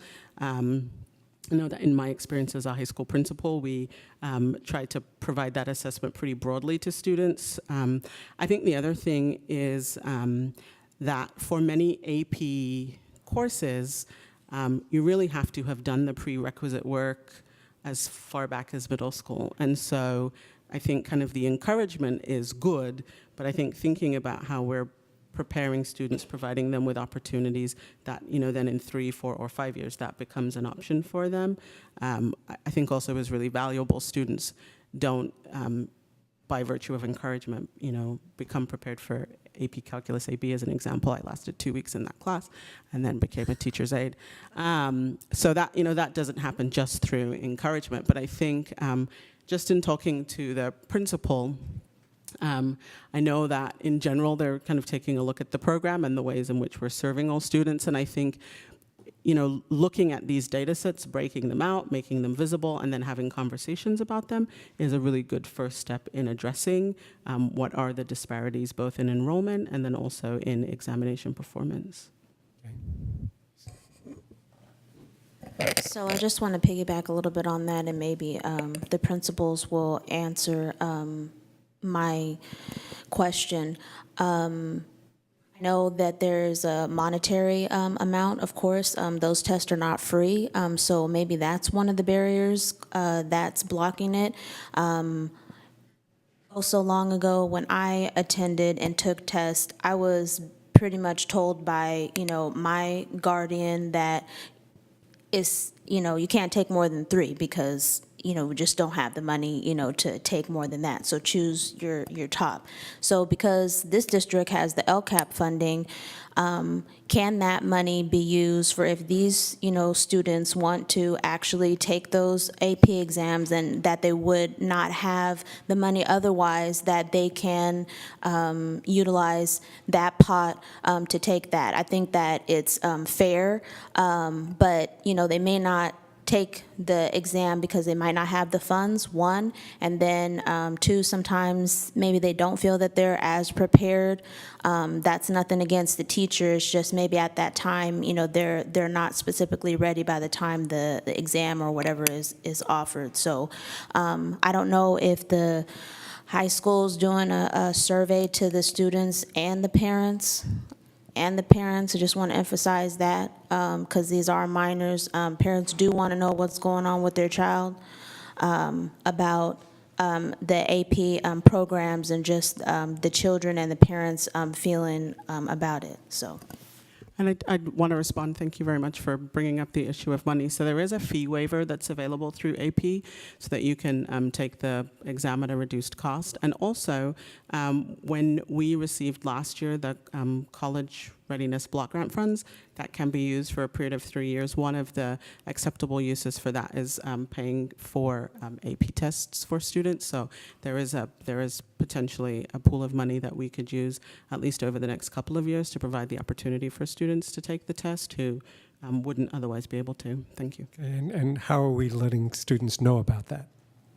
That would be a collaboration between Darren McNally, the alternative ed coordinator, kind of manages that fund. So I would definitely work with him and the counselors to make sure that that information is shared if it's not already been. Okay, thanks. Just really quickly, I was going to say I would be more than happy to help you out with that because I feel like a lot of students, do have financial worries. I know that I had the discussion with my parents, and I know a lot of other people had discussions with their parents saying, "Oh, we only have, AP exams are about I can remember correctly, around $110 an exam.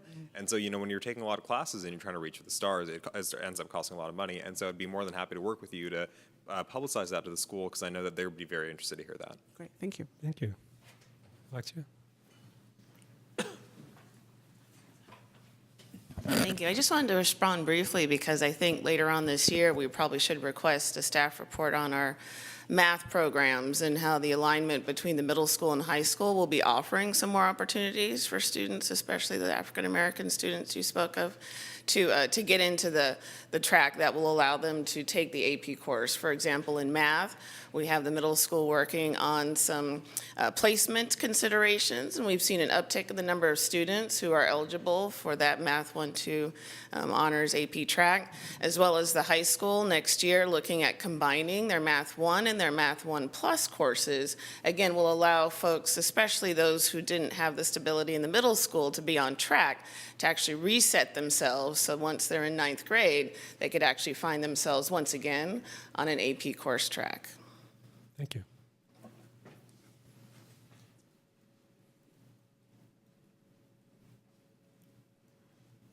Any other comments or questions? Oh, you need to come to the mic. Thanks.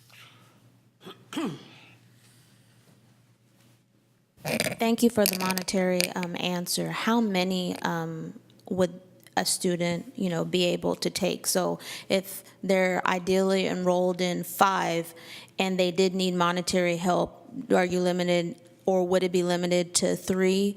Or whatever you decide, you don't have to necessarily answer that, but it's just this idea that if you have 5 and it's going to be 500, plus the fee waiver or whatever reduced cost, then is it the remaining balance or, half of that balance? So then that way people can, and especially the parents try to save, parents are on a budget, every single month. So little things like that would, be helpful to maybe come up with a percentage of whatever the remaining cost is. So, and max or however many that they're taking, because then you put the student and the parent, in a position to where they're like, well, which ones do you think that you'd be best at if you're taking these 5, but you're only going to take the test for 3? So just putting that out there. Thanks. Yeah, it would be very interesting to find out how big the gap is, how much need there is out there, and might help us. Because if it turned out that there are a lot of kids just not taking AP courses or not taking exams because they just know they won't be able to afford it, if we had some idea of the magnitude of that, we could start trying to raise funds for that.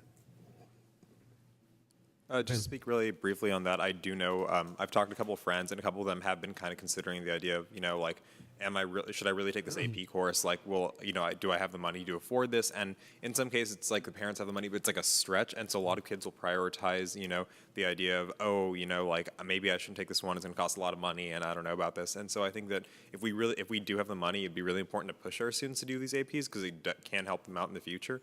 And it's also very, challenging but fun classwork. Like I've always had fun in my AP classes, and I think that's something that every student should have the opportunity to take. Thanks. Anything else? Thank you very much. Albany High School Discipline Behavior Matrix. Thank you, President Black. I'm going to turn this staff report over to Alexia Ritchie, the principal of Albany High School, and Larry Pratt, who's vice principal of Albany High School. Mrs. Ritchie. Good evening. Thank you for your time today. I want to kind of put a framework around tonight's discussion in terms of the how and the why we decided to revise what previously was known as the discipline grid. You'll be hearing tonight that we're now referring to it as the behavior matrix. Sorry, I get those swapped out. If I make a mistake tonight, please correct me. But it is the behavior matrix that we're talking about tonight. And again, the framework for us was kind of along the lines of why we decided to redistribute the duties of the assistant principals. I'm fortunate to have my assistant principal, Larry Pratt, with me, as well as my other assistant principal, Liz Reimüller. Again, the team approach to dividing and, so to speak, conquering what can occur on a high school day is relatively relevant to, how much time you can spend with that particular story, with that particular student. And with the previous model of one assistant principal doing 100% of the discipline, it was really tough to have the time to spend with the root behaviors, with the responses to the behaviors that we were seeing students, again, a typical high school student, demonstrate throughout their career. So having that shared governance with Larry Pratt working with my sophomores and seniors, and Liz Reimuller working with my freshmen and juniors, we did have the time then to revamp our behavior matrix. And so the timeline, Jackie, are we on the PowerPoint right now? Okay, thank you so much. Your request tonight asked us to take a look at the timeline, and what we did when we got started in August was we did remove it from the student handbook. We wanted to make sure that we had enough time this year to implement some changes in a pilot phase, and when we removed it from the student handbook, we did not remove it from the protocols that we used at the high schools. So the previous discipline grid is still in effect. However, we are actively, and this is a draft version of our behavior matrix, some samples you'll see tonight. As we go through the year, we will be able to present a completed document. I believe we're looking at March of 2018, which is right around the corner, to present you with that completed document. So we removed the previous discipline grid from the student handbook, pending those revisions. We're transitioning from that discipline grid to the behavior matrix. And again, we're in a pilot phase. We're still actively using the previous version, but again, doing a lot of really good work implementing some strategic changes. That strategy was to, can we flip to the next slide, please? Thank you. Part of that strategy was to work with the middle school and the elementary school administrators to begin adapting and aligning this new behavior matrix for the high school and for the elementary schools. All of this was based on the middle school document. You might have been presented with that information previously, but we did use that middle school document. We worked with Assistant Principal Halpert, and we worked with Principal Poole at Marin this summer to outline the purpose and the goals for a kindergarten and really a pre-K to 12th grade continuum of behavior matrices. In November of 2017, we shared this out with the Albany High School intervention team and then with our department chairs. This was our opportunity to show them what we were working on, to get some feedback, and then to really understand how to best move this out through our concentric circles to the full staff. Our plan in January of 2018 is to share this out with the full staff. Again, this is a draft version. We're working on a live version because we do want to have stakeholder input. As the concentric circles get bigger, we're planning on a full share out with students. We'll be working with our student leadership, our community, to decide what is the best platform electronically, what is the best platform within the school setting, information sessions with parents, agendas for site councils, our IIC, our PTSA, and I mentioned our student leadership groups. We do anticipate full implementation, and in particular are excited to introduce this to our incoming freshmen at their orientation. Again, we'd like to spotlight the new behavior matrix for our incoming freshmen. I'm going to turn it over to Assistant Principal Larry Pratt. He's going to give you some examples and some evidence that we're using this year. Thank you, Principal Ritchie. So a large part of what we're doing with the discipline, with the behavior matrix, is we are reframing the idea of discipline to think of it as an additional learning opportunity outside of the classroom. We're moving away from an emphasis of just doling out previously designated consequences to really taking into account a particular situation. We are increasing our emphasis on the students taking ownership and accountability and working with them to identify root causes of behavior and helping them to restore community. Some of the major things we like to focus on whenever we are going through this process is we like to focus on making sure we're building a sense of trust among students so that they feel comfortable coming to an adult whenever they have issues or our challenges. We are helping them to build a sense of self-efficacy by helping, again, to identify root causes and identify areas of support on the campus to help them work through their particular situation.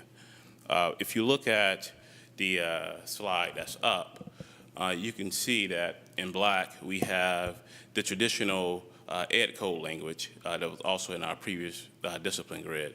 We've also added some restorative components. If you look at, focus on the areas, bullet points in red, they are components that provide more of the restorative component as well as helping us implement our social, emotional, and social justice competencies. If you take the first example, previously we take a harassment and bullying example. Student would have received a detention, maybe gotten a phone call home to a guardian in a conference, and the focus would have mainly been on just the consequence. In this case, we add additional component of we focus on conflict resolution, building relationships, and that may happen through a restorative circle or just a one-on-one conversation with a teacher or peer. In addition, we've added the component of having students to engage with either an article, piece of research, YouTube video, TED Talk, something that will give them more resources, more information to work with when making their decision, and also ask them to do a reflection on the particular behavior. Again, in general, as we go through these processes, they follow a general sequence. We try to bring all parties together, identify root causes, help them to identify appropriate resources on the campus that can help them to work through this particular challenge, and we work with them to reintegrate themselves back into the community, as we do see that as a major part of any discipline process, making sure students know that they are a part of our community. And we like to focus in on behavior actions and teasing that out from the student themselves. We do take into account that these are high school students, they are learning, and they will make poor decisions from time to time. Part of our intended outcomes, in general, we would like to help students build trust with adults on campus as well as with their peers. Our purpose is to keep kids in the classroom to minimize the disruption to learning. In addition, we want to provide opportunities for students to, again, to address the challenge and also to redefine themselves whenever applicable. But essentially, the major message we want to convey to students is that they are a part of our community and they will remain a part of our community, and we will not abandon them just because they made a poor decision. Okay. So in short here, again, we'd rather have students change their behavior than remove them from the community. And so through this process, we're hoping to transform students' relationships and how we view community. Okay.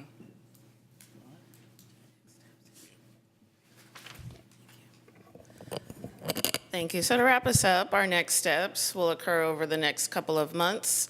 In the spring and summer of 2018, we do need to finalize the language on our behavior matrix. Again, we'll be working with the middle school's draft form to align to high school purposes, and then work with the elementaries as well to find that alignment through the TK through 12 experience of an Albany student. We want to collect and correlate reflection pieces, research links to social emotional competencies and so forth. Just to interject a little bit, we do need to kind of toot our own horn if we could when it comes to current statistics. One of the biggest things we'd like to do is start to collect data on the effectiveness and the student outcomes. And to date, it is December 12th, 2017. The high school has not had one out-of-school suspension yet this year. We have had under 5 in-school suspensions, and I really do want to credit my assistant principals and the ed coordinator, Darren McNally, for implementing, for phasing in a lot of the restorative practices that you see in our draft form. Again, stakeholder input is going to come from staff, from the district office, from our intervention teams at the high school, from students, from our community, from the Board of Ed review. And again, it is important for us to align this with the middle school and with the elementary schools. We're going to reinstate our behavior matrix to the student handbook, beginning with the class coming in for 18-19. We'll update our website resources, the bulletin boards, the various spaces around campus, including our offices and classrooms. And then, again, educate and update all of our stakeholders on the matrices, their expectations, and again, I mentioned the various venues that we're going to be doing that in the fall. Any questions this evening? Questions? Navin? Sure. So I just wanted to start out by saying I think this is an excellent idea. I think that, in a lot of cases, especially the example you gave of bullying and harassment, it's not just out of spite, but there's usually an underlying reason for that. That being said, I did have a couple questions about some of the things you did propose. On slide 3, I believe, when you say discussing conflict resolution or restorative circle, who would be mediating this kind of circle? Because last year we did have a restorative circle that did not turn out so restorative. And I think it's important to try to keep future events more, I guess, like put together and more successful in that term. So would that be like a staff member? Would that be you, an assistant principal? Do you have any ideas on how that'd be run? Yeah, well, we actually take a lot of our cues from our assistant principal, Larry Pratt, coming from another district. He actually has been formally trained on restorative circles, on restorative justice practices, and I've seen him in action. He could actually give you one example that was very successful at the beginning of this year. It actually was connected to last year's Instagram events, and I can let him speak to that without the particulars of the students that were involved, but it was to me, when I walked in on the experience, it was really magical to see how he had physically arranged the room, how he had arranged the students, for example, and that was something I would have never thought of. And because of his formal training, he knew to come in and do that, to diffuse the energy in the room, to really focus on the conversations. And then Assistant Principal Reimler also has had some follow-up conversations with those students. She's able to refer back to that circle experience, and those students then are making the connections to the social emotional learning that they experienced in that room. And so as we're phasing this in, some of it is trial by fire for sure, but a lot of it comes from grounded research in how to restore communities, how to restore respect. And what I've been able to successfully do is actually move that up through the staff resources. So having restorative circle conversations with some staff members is also part of the schema in getting this into our community. Awesome. Just a follow-up question to that. I know that in a couple, it's not that big here in Albany, but I know in a couple places, sometimes the victim of some kind of harassment or bullying might not feel comfortable, confronting the, I guess, person who did those actions towards them. In that case, would there be some kind of alternate solution to the conflict resolution or restorative circle? Yes, in fact, all parties do need to agree to participate in this process with norms being covered. And perhaps if you wanted to just touch on that, how you got, how you got students and other staff members and other adults in the person's life to contribute their agreement. So a huge part of this process is being proactive and building relationships before an incident comes about. And so that takes, maybe roaming the campus, introducing yourself, having conversations. It's not always successful beforehand, but whenever possible, we try to build those relationships so students do feel comfortable and have a sense of kind of how you're going to handle the situation in a way that's going to benefit all. Just to go back and touch on a particular example that Principal Ritchie spoke of earlier.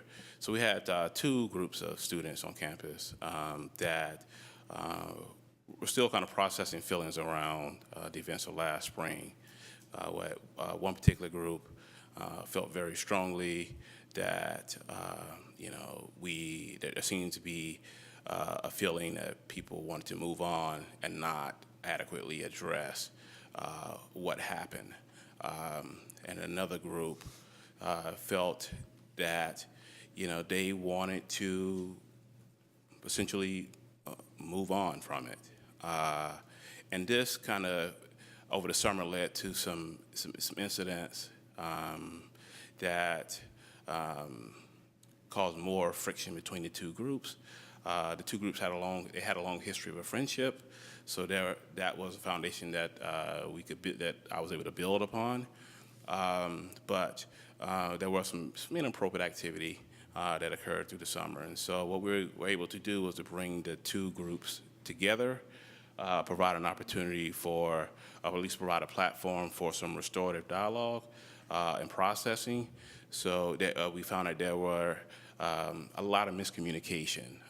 We, as Principal Ritchie alluded to earlier, we instituted some norms, allowed them time to have just to voice how they felt about the situation, and allowed them to also listen to the other party and get a sense of how they process the situation. Through that process, I think we were able to kind of reach a point for where they were able to really process and understand each other's experience and allow us to make some agreements on how we were going to move forward and productively to benefit not only them, but the entire community. Sure. Okay. I'm so sorry, but I have like one more question and then one more comment. I know I'm taking about time. Yeah, go ahead. Okay. You mentioned that in the example you give that there would be an educational/reflective assignment. What would be an example of assignment? Would it be like a worksheet or some kind of like essay kind of thing? Yeah, so take, for example, alcohol infraction. We would introduce an article or a video, specific example of video around effects of alcohol on the teenage brain. Have the student to maybe watch that video, also take an assessment on decision making, give them some prompts and questions to have them analyze their decision-making process to help them, again, to identify what got them to that point and what helped them, what made them decide to make that choice. And then we ask students to write a reflection based off the new information that they've ascertained or gained, so that we can get a sense of kind of where the student is when they're leaving, to what level the student has learned from the experience. Gives us a sense of, gives us feedback in terms of some qualitative data, and gives us a starting point to have further conversations if needed.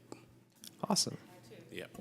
We're actually, so we're compiling the reflections. We actually have quite a few that we're starting to kind of compartmentalize. For example, I've collected one on plagiarism.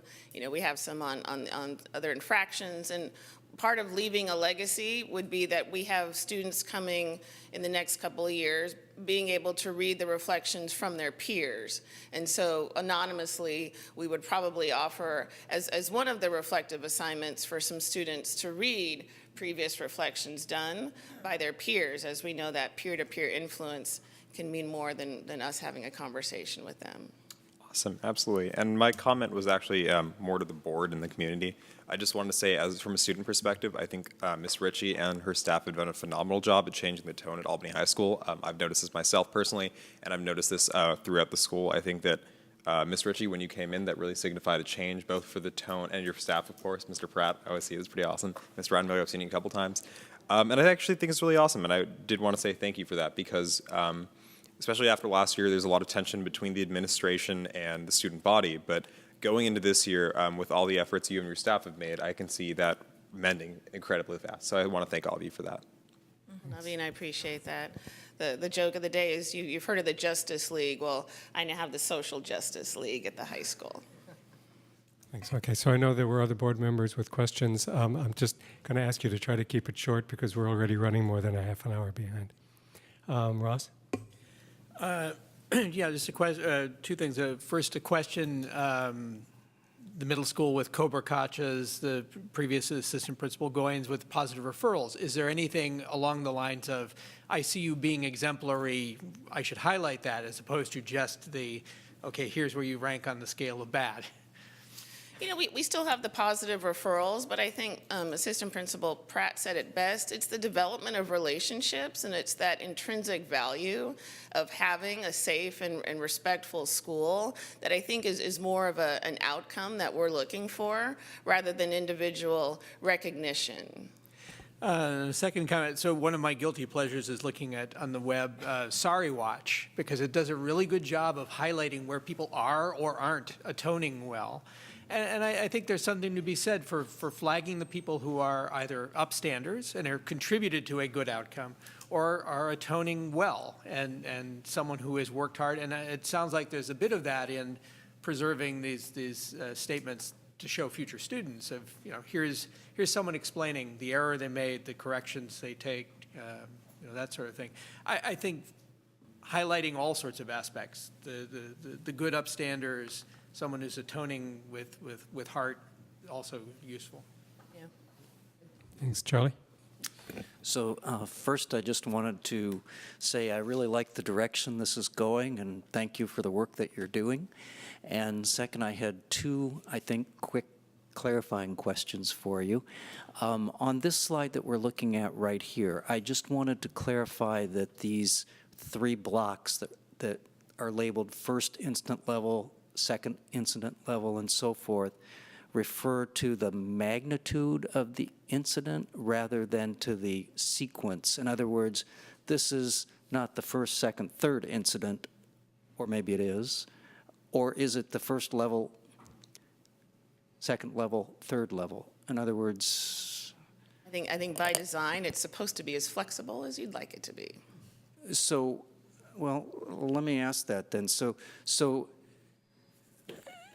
a student with no previous discipline would not automatically land in what you call the first level. It would depend on the nature of the incident. Definitely, on the investigation and. Yeah, okay. So this really refers to what would be more the magnitude of the incident, not the number of incidents that have occurred. It could be seen as either. Yep. So somebody who had several previous incidents of all of a similar nature, you might decide they're at the third level then. Exactly. Okay. I guess the other question I had is, since the discipline grid is not in the handbook now, and you're kind of in a pilot phase, you're in a transitional mode, have there been any ambiguities about what applies this year? It doesn't sound like there's been a problem, you know, so that sounds like a good result, but we've had some questions about due process that have come up before. Right. You might speak to that. I haven't heard any myself. Mm-hmm. Perhaps Assistant Principal Pratt and Reimuller have some examples. Mm-hmm. So I think that's a great question. I think a huge part of what we try to do is really to, again, get to the root cause of what's happening. What we found is that a lot of us have the same goal in mind. We want, whenever something occurs, we want ownership to be taken. We want to figure out, okay, how can we make amends and how can we restore community? From the teacher side, they ask students to, we ask students to take ownership, but we want to, as quickly and as possible, get them back into the classroom so that the problem doesn't manifest itself into other particular problems that are academic beyond what has already occurred. And so, in that way, a lot of times our goals are aligned. And we enlist the person involved as a partner in helping them work through the incident and process, and getting them to a place where they are ready to take ownership, and helping them to understand that their best interest is our best interest, and usually the teacher's best interest. And that usually, works itself out in a way that, we all have the same goal, taking ownership, making amends, restoring community, getting the students back into the classroom. We come with the lens of knowing that people have different ways of defining fairness. And so we have that discussion as part of the diagnosis or going through the incident and processing it. And so where both sides and all parties involved have an opportunity to kind of voice how they see a particular situation and based on their vantage point. And through that process, we usually get to a place where we can find some common areas of fairness and what we feel like it would be a fair outcome or fair next steps. Yep. Yeah. Come on. Please, come on up. Yeah, go ahead. I had some questions, but of course, go first. So even this slide right here, I know that you guys said that you're, it's a work in progress. So the first question is, where do the parents fit in? So are the parents part of this potentially, because you're not forcing this conflict resolution? Because Ms. Ritchie knows me. I think she knows me pretty well. When it comes to my kids, I don't play around.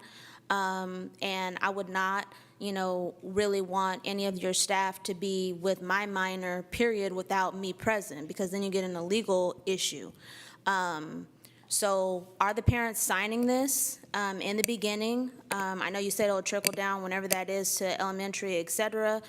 Are the parents signing it? Are the parents receiving more than a phone call? Because a phone call you can't document, an email you can. And 3, where is the parent participation in this? Understood that if it's happening at school, but the parent needs to be either part of that resolution circle or the educational reflective assignment as well with their own child. Because if you guys are just administrators, but you're not actually the parent some way, somehow needs to be involved to be like, look, son, daughter, this has got to stop. And if they're participating with them, I think that would be actually better for both, for the whole household. So you can let me know. So just a brief answer, the students and the parents do acknowledge that they receive the handbook at the beginning of each year, and we did so this year. We'll do so again next year. So we do have a running record of that getting out to our parents and our students. And I believe on each one of these components, we do include the guardian, the parent, and the student, and that would definitely be in a face-to-face conference. It wouldn't solely be in an email or a phone call. Thanks. Jacob? Yeah, I had a few questions about it. I don't know if it'd be directed towards you or staff, but this is supposed to be for TK through 12? That's the idea? The process as outlined for developing the discipline grid behavior matrix is outlined in board policy, and I don't recall that there is a grade level So for example, what we're seeing here would be for all. Well, so the process would be K through 12. What's included in the actual document would be site specific, which is why the process calls for kind of working with parents and teachers and stuff and such. So the idea of developing collectively a matrix or a grid is outlined, but the specific contents of that would be determined at the site level with the principal in collaboration with the stakeholders. Okay, and as far as it could be the first or the second or the third incident level, is it site administrators who decide if it's one bullet point or if it's 2 or 3 or? Yeah, so the process doesn't outline specifically what the content should look like or the format of the grid or matrix. It just outlines the steps one must take in developing a process. So in prior years, I don't know that there's necessarily been collaboration K through 12, but I do know that this year, Principal Ritchie at the high school is working kind of backwards with the middle school, then with a plan of continuing to work with the elementary school, as she said, so that there's alignment, but it wouldn't necessarily result in one grid or matrix that works district-wide, because the process specifies that the document must be produced in collaboration with the site-specific stakeholders.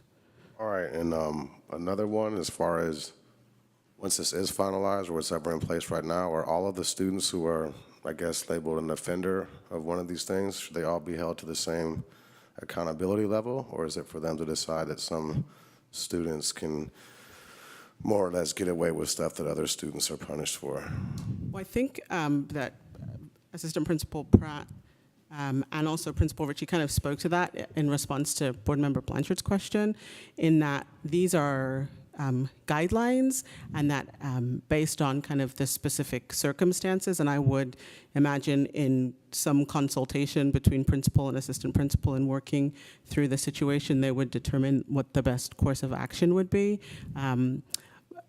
But I think there isn't, the idea of the grid is not just the behavior always merits this set of steps. I think it's intended more as a guide to help inform the administration, and then also provide information to parents about the ways in which they work with students when issues come up.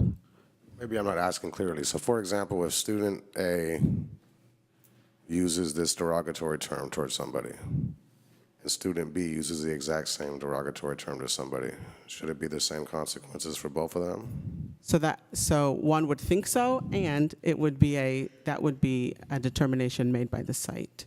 So I wouldn't say right here, right now, in that instance, that both students should get the exact same consequences. I think that in many cases, as you kind of, I think as Assistant Principal Pratt talked about, kind of getting to root causes and kind of understanding kind of what is behind the circumstances that led to the event. So my personal answer, and I would, maybe Principal Ritchie and Assistant Principal Pratt have a different response, but my answer would be that I couldn't say that those two situations would always merit the exact same consequence. Right, I just don't know what kind of message that's sending to our students. If in one class sees 2 or 3 kids in the class doing the exact same thing, and one child continually does it and nothing happens, but then on a different day, student 2 or 3 slips up and does the same thing and gets severely punished. I don't think that's what we should be sending a message to our children, that it's okay for some people to do something and it's not okay for somebody else. Navin, do you want to? Correct me if I'm wrong, but it seems like what the general message of this is things will be evaluated on a case-by-case basis, and while they could merit the same kind of punishment, it would be evaluated by that site.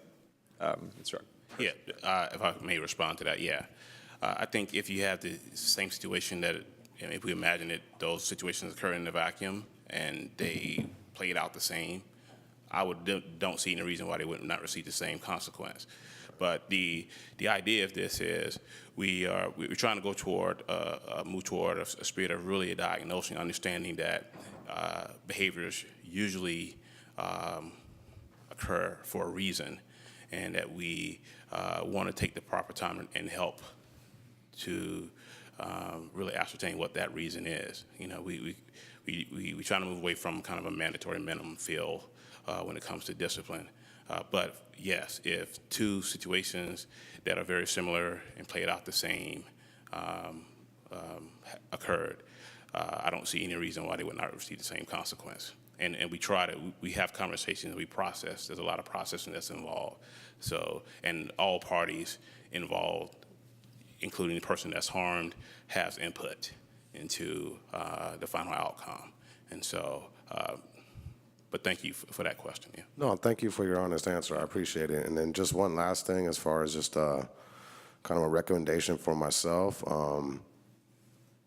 Desiree kind of mentioned a little bit about where do the parents fall in line with this. As far as I can speak for myself, my own knowledge, and some other parents and students that I know, that they are sometimes more or less being pulled in for these education, the conflict resolution or restorative cycles without any parent knowledge. And it's kind of deep what he was saying before, as far as if you're feeling bullied, just all of a sudden be pulled in the room with the bully and then have somebody say sorry, and then everything's supposed to just be okay.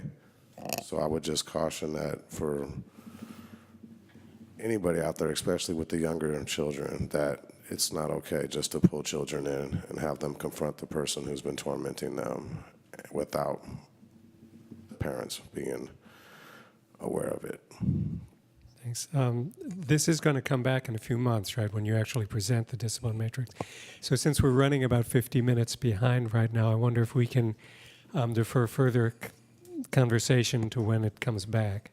And I don't think there's anything left on the agenda that we can skip. So we're going to be here late. If that's all right with the rest of the board, we'll move on. Okay. Thank you very much for your presentation. That's very interesting. We have review and discussion of the elementary reviews to review the school accountability report cards. Thank you, President Black. I'm going to turn this over to Marie Williams, our Director of Curriculum Instruction and Assessment. We'll go over the elementary school accountability report card, which is brought to the board annually. So I don't, in the interest of time, have much in the way of a presentation for you, other than to say that the presentation of the SARCs is an annual item. The only difference this year is that I prepared the SARCs in-house. CDE provides a template, an online template that actually they preload about 75% of the information into the SARC, and so rather than take that information and transplant it into another document, we used the online format template this year. Tonight you are looking at the elementary SARCs for Cornell, Marin, and Ocean View. They are formatted and set up in much the same way. I know that the SARC from last year was a little splashier in terms of appearance, but it's all the same information. And so I won't make a presentation. I will just turn it over for board discussion in the interest of time. Okay, questions, comments? Charlie? So I appreciate the work that you did on this, and I'll sacrifice the splashy appearance because in the past couple that we contracted out, there were significant inaccuracies. So, I think it's better to have accurate information than a splashy appearance. Offhand, I'm wondering if we know what we were spending on the contract that we previously had that we're no longer spending. I just think we should recognize the fact that Marie has taken on this work herself rather than having it contracted out, and that represents a cost savings and an extra amount of work for her. Right. It was between 3,000 to 6,000. It was one of those two. Yeah, thank you. And then just the follow-up question I wanted to ask was, there were some interesting differences in the staff salaries and the level of staff experience at the 3 different elementary schools. And this was somewhat concerning to me. And I just wondered if you might want to comment on ways we might want to address or nudge that a little bit. I know that one of those questions our Director of Human Resources responded to, and the question was about why the average salaries at Ocean View in particular were lower than the other schools, and I know that that's a question that came up last year, so that continues to be an issue. So the information that was provided showed both the mean and the median number of years of service of teachers at the 3 schools.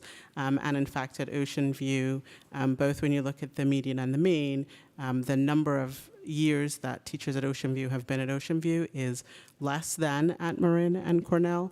And so that's not to say that they have taught less in their careers. It just means that at the time that they came to Albany Unified and became employed at Ocean View, we count those years, and those years are less. I think another observation that Director Atia made was that in previous years, when staff would go out on leave and we would assign temporary status to teachers, that there was a tendency that that temporary status be assigned to teachers at Ocean View, and that practice has been discontinued, and that there has been work over the years to not always assign the temporary teachers to Ocean View, which would kind of perpetuate that churn of teachers and result in the lower years of service and then the lower average salary. Thanks. Others? Kim? I just want to, yes, thank you for preparing these SARCs. I think they were much easier to read, actually, because they're so straightforward than what we had last year. I just wanted to point out that the class size report for all of the elementaries, where it lists each grade level and the average class size for 2014-15, 15-16, and 16-17. I looked at those pretty carefully, and we've classes are up one or down one, or it's very, very similar over the past 3 years. So we've been able to hold to that very consistently, I think. Thanks. I have one observation I'd like to make. I sent this in a question earlier, and we don't really have an answer to this, but typically and persistently, there's an achievement gap where our African American and Hispanic or Latino students generally score a little bit lower than the others. And this is true nationwide, and we're always trying to find ways to deal with this. And I don't know if this is a significant statistic, but at this year's SARC for Marin Elementary, there is no achievement gap for Hispanic or Latino students in the CASP results. And I just found that remarkable. Mm-hmm. And if Marin is in fact doing something different from the other schools, I would love to know what it is. Desiree? My first question is, I noticed on the reports that of course, the percentage of African Americans is always the lowest.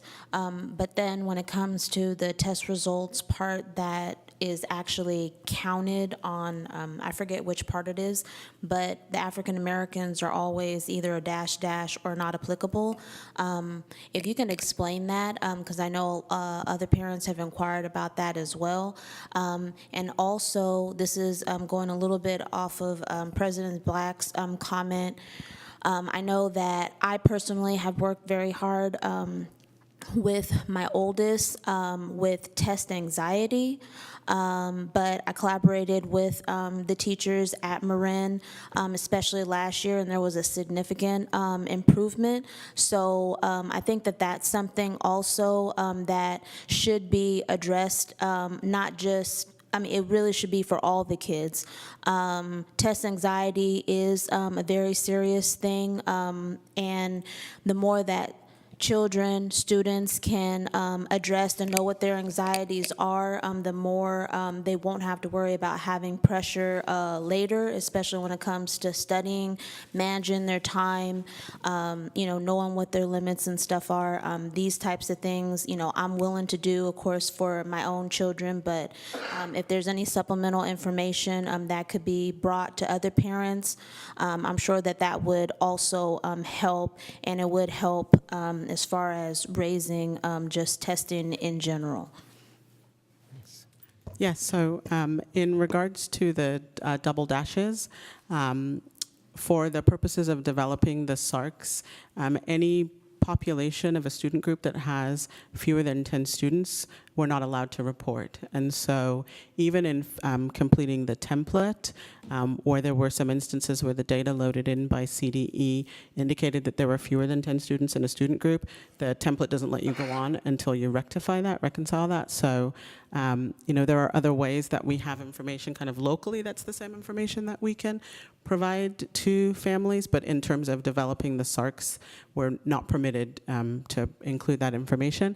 And then your second point, having to do with supporting students who have test anxiety, and kind of preparing them for kind of anticipating what's going to be on the tests. There are some resources available through California Department of Education in terms of practice tests and such, that actually my secretary and I today were meeting with the director of technology and redesigning our website for curriculum instruction and assessment. And that's one of the things that we talked about, is including more resources and links for parents. So that's something that we could do. But I think in addition to just making the information available, I think certainly I can take your suggestion back to our principals, and we can talk to the principals about ways in which they are strategically and proactively on a school-wide basis providing that support for families so that we're not always relying on parents just to get the information, but that we're proactively making those opportunities available. So I think those are two things that we can do in response to your point. Thank you. I just wanted to say I know that parents know about the practice test. I've done those too.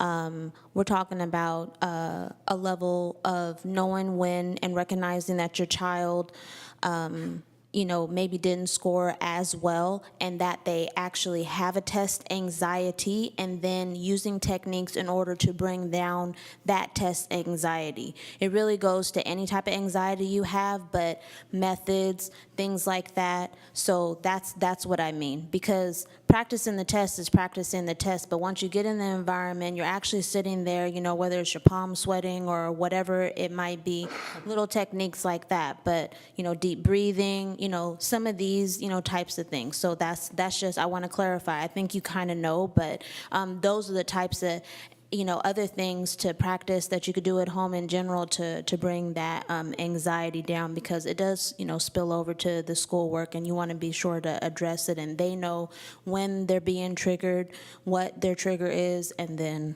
so on and so forth. Thank you. And just 1 second. Two things. One is a quick explanation, and then before you speak, I just have to ask the board to extend the meeting. The reason that we can't report statistics when there's 10 students or less is because when you get down to the very small numbers, there's the possibility someone could look at it and actually guess which individual student those numbers apply to. So they want it to be statistics and anonymous. That's why it's done that way. I don't know if you have the data. Could you share it with an individual if they asked, or you're not allowed to report it at all? We could certainly share the test information for their own students, but they already have access to that. So I think in terms of how might we share that information with a group of parents that had an interest, we definitely have the capability to do that. I think I would just want to make sure that in sharing that we weren't violating the law, same right? We'd need to check laws with legal. to protect. But certainly I think there are ways to potentially make that information available, and I'm happy to investigate that and follow up. Great, thanks. Okay, Rich, just a second. We're now at the time we're supposed to adjourn, and we've got about 45 minutes left on the agenda. So can we have a motion to extend the meeting? I motion to extend the meeting for 45 minutes. How about till 10 o'clock? Let's see if we can be done by 10, and if we can't, we can extend it again. I'll change the motion. Motion to extend the meeting until 10. Okay, is that all right? Yeah. Okay, Rich, come on. Mr. Ritchie, in this case, I'm going to talk as a parent, because I am a parent of 2 alumni. And it was interesting, the data here, we kind of went over some of this data last week at the Black Parent Engagement Committee. And I noticed tonight that under Black or African American, the numbers were pretty low. But then I also noticed a column for mixed. And that actually was a topic of discussion at the BPEC meeting, because there were several people around the table who are mixed. They're in interracial marriages, relationships. And so there was some discussion on how well does the district actually tease out and identify folks of mixed heritage. My own personal experience, I'm married to an African-American woman who's mixed, and as we were coming up through the Albany schools, we happened to notice that the race was listed as white, Caucasian, for both of my children. And I can tell you without a doubt that my wife would not have checked white, Caucasian, and that we would have put either mixed or black, whatever. And then we actually went in before high school, as we were transitioning over to high school, to go and make that change over to African American mixed. So that's just something maybe to look at, because I think we're losing potentially some valuable data of what that mixed category. It was pretty glaring to me that it kind of jumped, and I was like, wow, there could be half those people could be of African American heritage or Black, and we could be capturing that to see how many are doing AP testing and all these other things that we're kind of focusing on.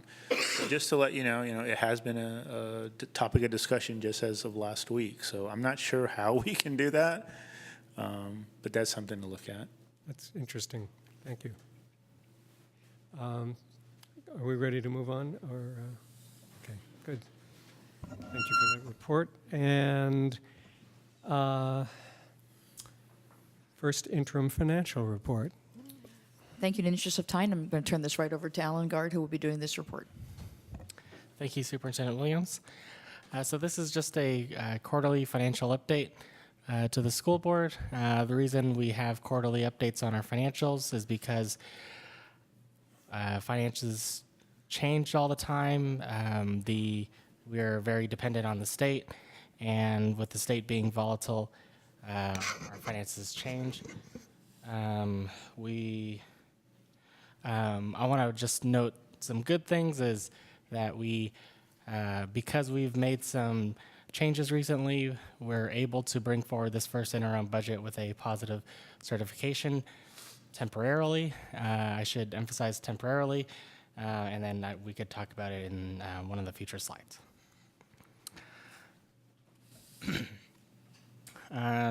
So the reason we have a first interim report is because the adopted budget occurs in June. The first interim report is now after the school starts, and so we now have actual data on enrollment, staffing, the state budget, things like that.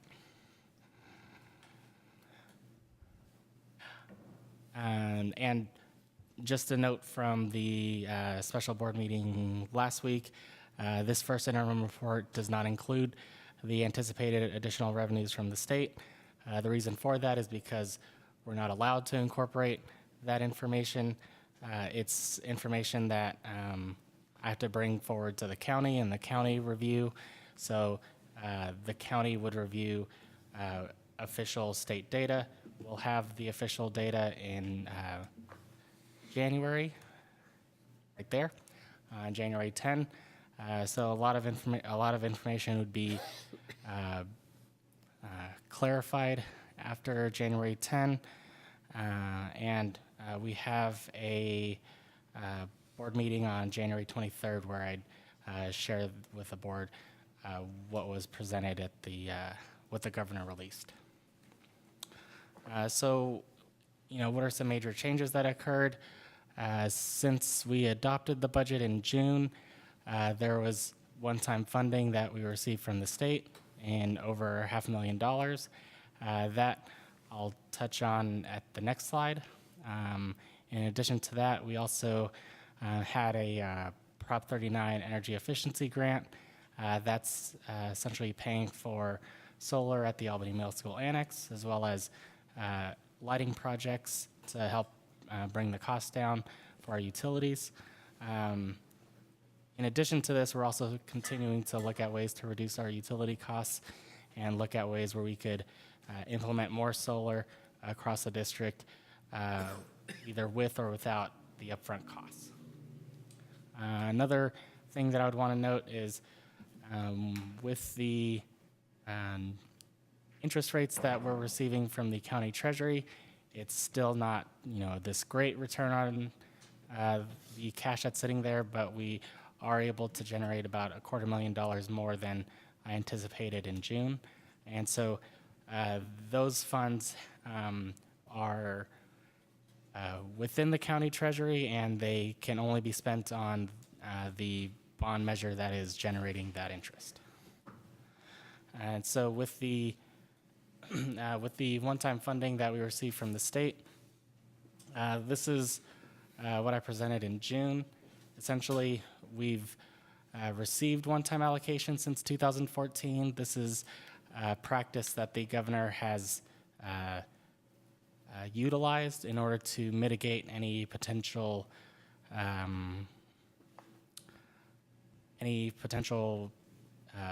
significant impacts because of a recession. By having one-time allocations, it kind of softens that.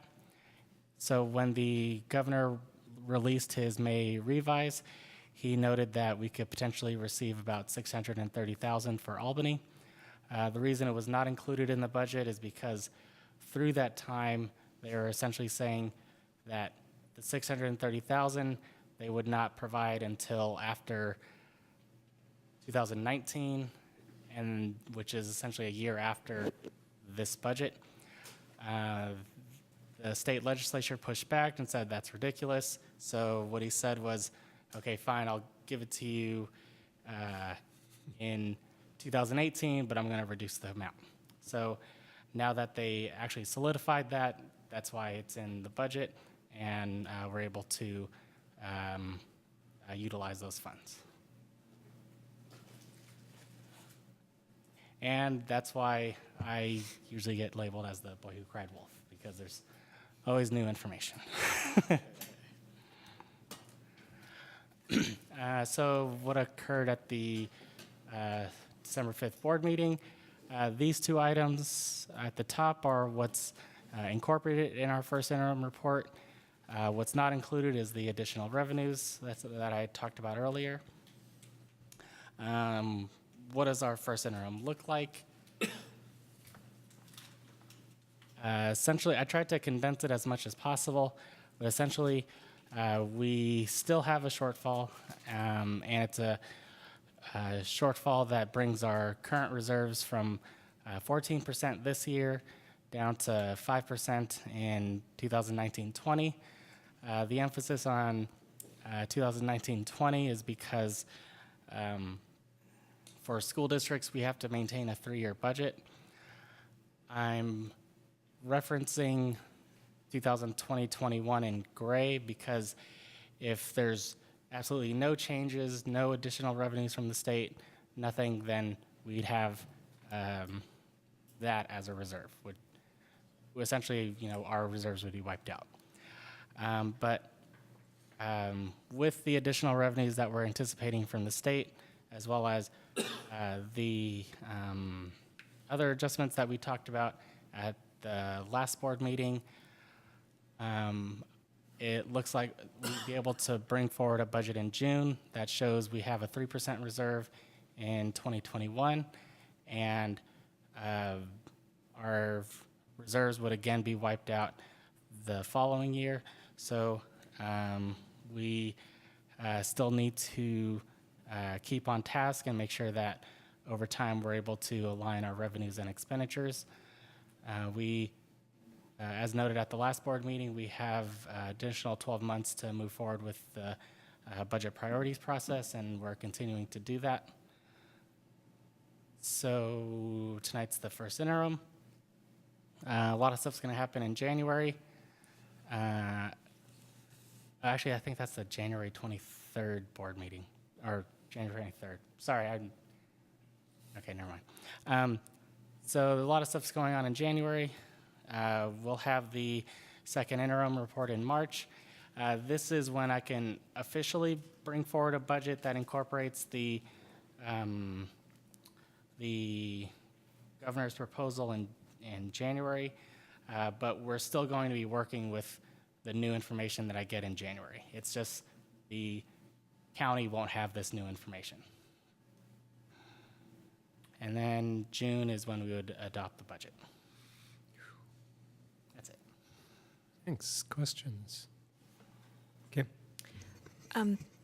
Alan, I don't think that your slides were included in the agenda packet, but I find them very useful. Okay. Is there, are you going to put a link up? Yeah. Thank you. There's Charlie. Thank you. First, I just wanted to appreciate the work that you've done, Alan. It's a delight that we have a positive certification and we can approve a budget with a positive certification. That's extremely important that we can do that. And we weren't there last June, so thank you. I thought it might be worth noting, one of your slides showed us, maybe it was just a couple slides back, that's good enough, where we stand, with a 14% reserve this year, 10.3, 4.97. So it's pretty rapid burn rate going down. I found it really interesting as I read through the budget detail to review the criteria and standards section, and I noted a set of criteria that I don't think I'd previously paid much attention to. So there are, or is, a criterion for how much deficit spending is too much deficit spending. And so basically, if you dig into page 265, you find that the criterion is that your level of deficit spending in the unrestricted budget section should not be more than 1/3 of your reserves. And so that actually gives us an interesting criterion to ask how much deficit spending is too much deficit spending. So according to that criterion, our deficit spending of 1.37 in the current year is within the criterion because it's less than 1/3 of that 14% reserve. The smaller our reserves, the less deficit spending we can do. And so by the time we get to 2018, 2019, we do not meet the criterion. So we meet it this year, but not next year and not the year after. And I think the effect of that is pretty evident as our deficit spending goes up, our reserves go down. It's a nice red flag, actually. And I hadn't really paid enough attention to it before.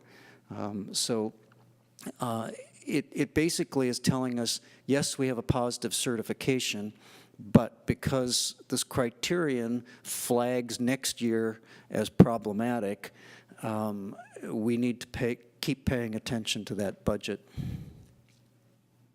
If I could just add to it really quickly, the criterion standards was actually developed several years ago in response to some districts getting into financial trouble.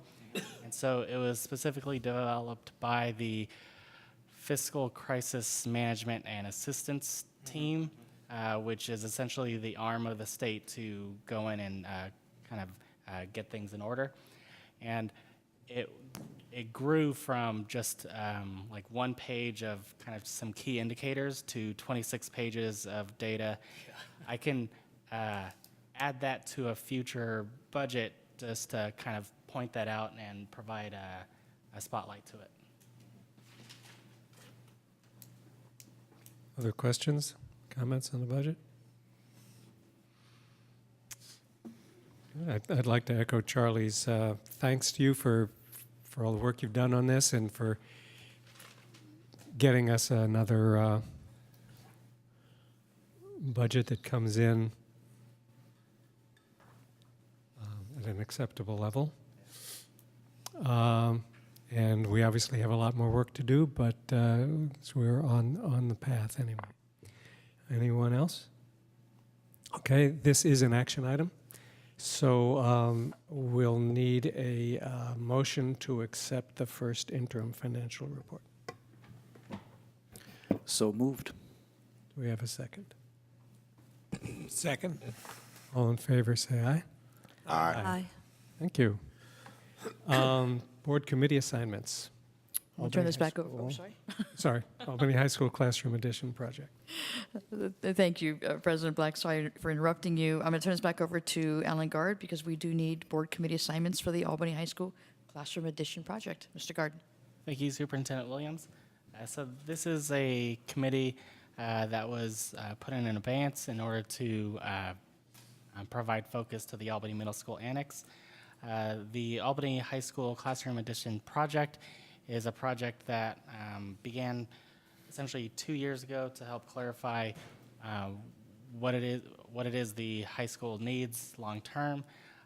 We had multiple meetings over the past year in order to really identify what program needs are expected. There's a lot of great discussions about how to incorporate sustainability as well as flexibility with the change in changes in programs that are that we would need over the next a few decades. And so this committee would be beginning on January 4th.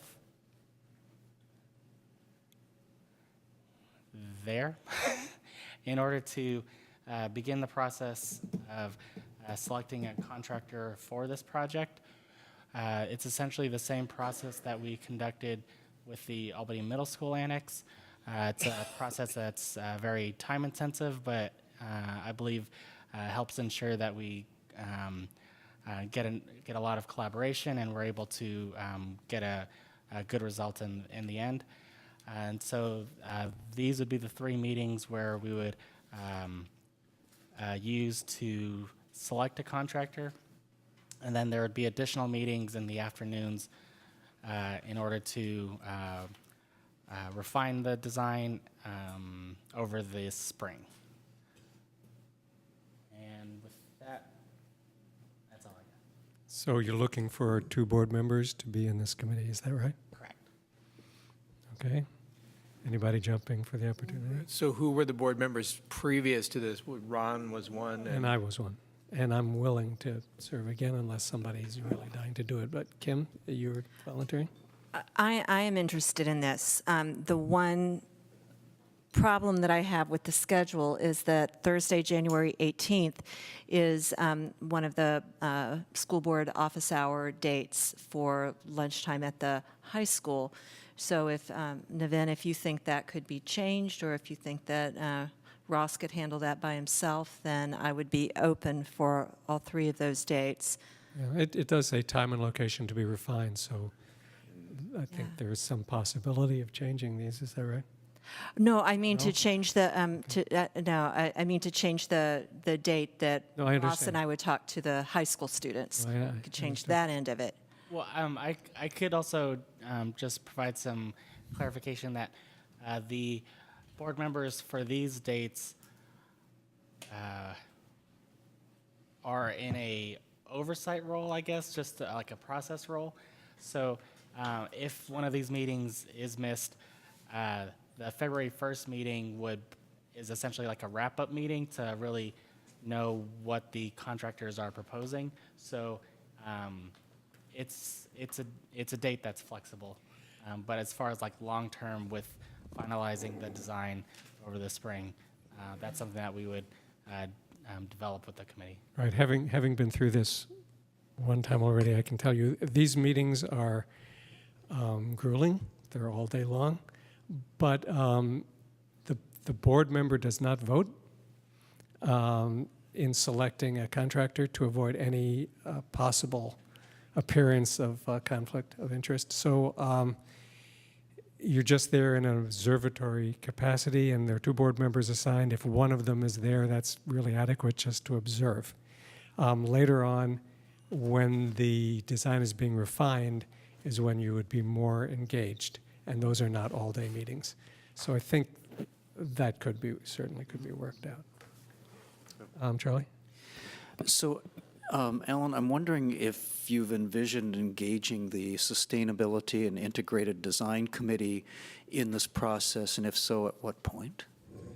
So they're actually a part of this process in these meetings, as well as a portion of them over the until the design is finalized. So we have 2 confirmed members from the Sustainability Integrated Design Committee confirmed for these meetings to help select a contractor, and I'm working on the remaining members. Who are the board members in that committee now? That's you and me, I think. Okay.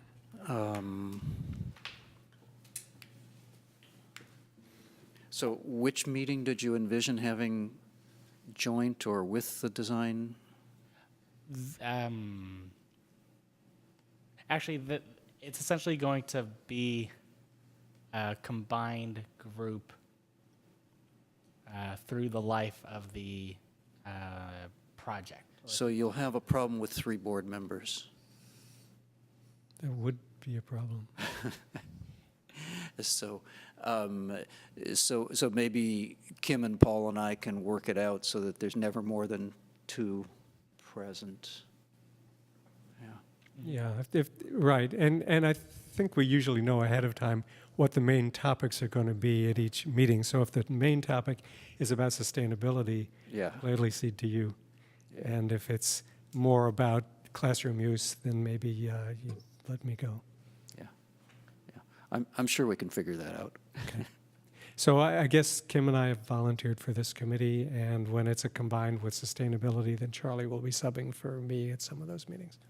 Or me. Yeah, we can work this out. Whichever. If you can't make that one, if it turns out you can't make January 18th, then that's a logical one for me to step in. Great. Great. Okay, this is an action item, so we need to vote to approve that committee assignment. Do we have a motion? I move that we approve the committee assignment. I'll second it. Okay, all in favor say aye. Aye. And that brings us to amendment to, we need to approve an amendment to the license agreement with the University of California Regents to extend our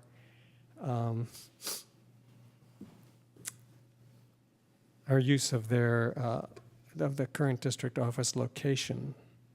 Is that right? That is correct. I'll turn over to Alan Gard. So we're currently on leased land with UC Berkeley. We hold a contract to rent the portables that we're in, but the land is essentially what we're renting from UC Berkeley. We've been there since March 2010. The UC Berkeley has been gracious enough to provide us an extension, multiple extensions, 3 so far. This would be the 4th one. And this is essentially going to be the last extension, mainly due to the needs of both the school district and the and UC Berkeley to plan for facilities. They would not be able to extend our lease beyond July 31st, 2018. Due to the need to plan for what that property would be. And so when we brought the last amendment to the board, that extends it through the end of this month, they were essentially saying that if we were able to bring forward a plan to them to by December, then they would approve an extension. And so this is essentially them approving the extension, but really only through July 31st. Okay, questions, Kim?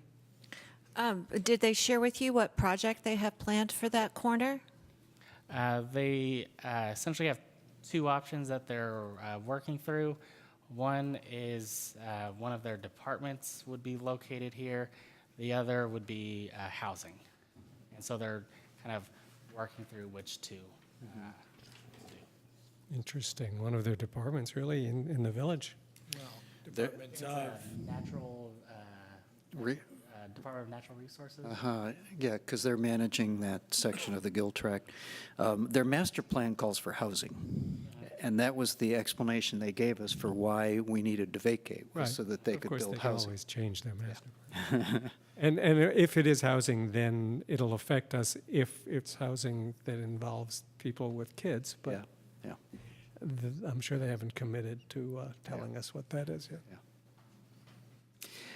Yeah.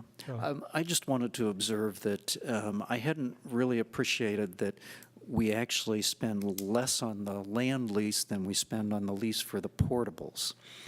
We looked at that earlier this evening. The portables for the district office run $63,800 a year. This runs $18,000.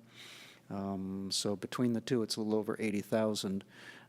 I guess whatever the plan is for next year, we'll have that $81,000 available to work with. Right. UC was actually very generous in their lease, yes. They didn't prorate July either. Yeah. Okay, so Any other questions on this? Then it, again, as an action item, we need to approve the amendment to the license agreement. Do we have a motion? I'll make a motion to approve it. Is there a second? Second. All in favor, say aye. Aye. Okay, thank you. That's the last action item. This brings us to agenda items, matters introduced by the board. We have one item that is a review and discussion item on special education for approximately 45 minutes, and it currently looks like we can agendize that for January 23rd. Great, and there were several others that were introduced at the last meeting, so we need to be sure we figure out when they're going to be also. Terrific. That, I think, does it. We are adjourned. Oh, so we should note that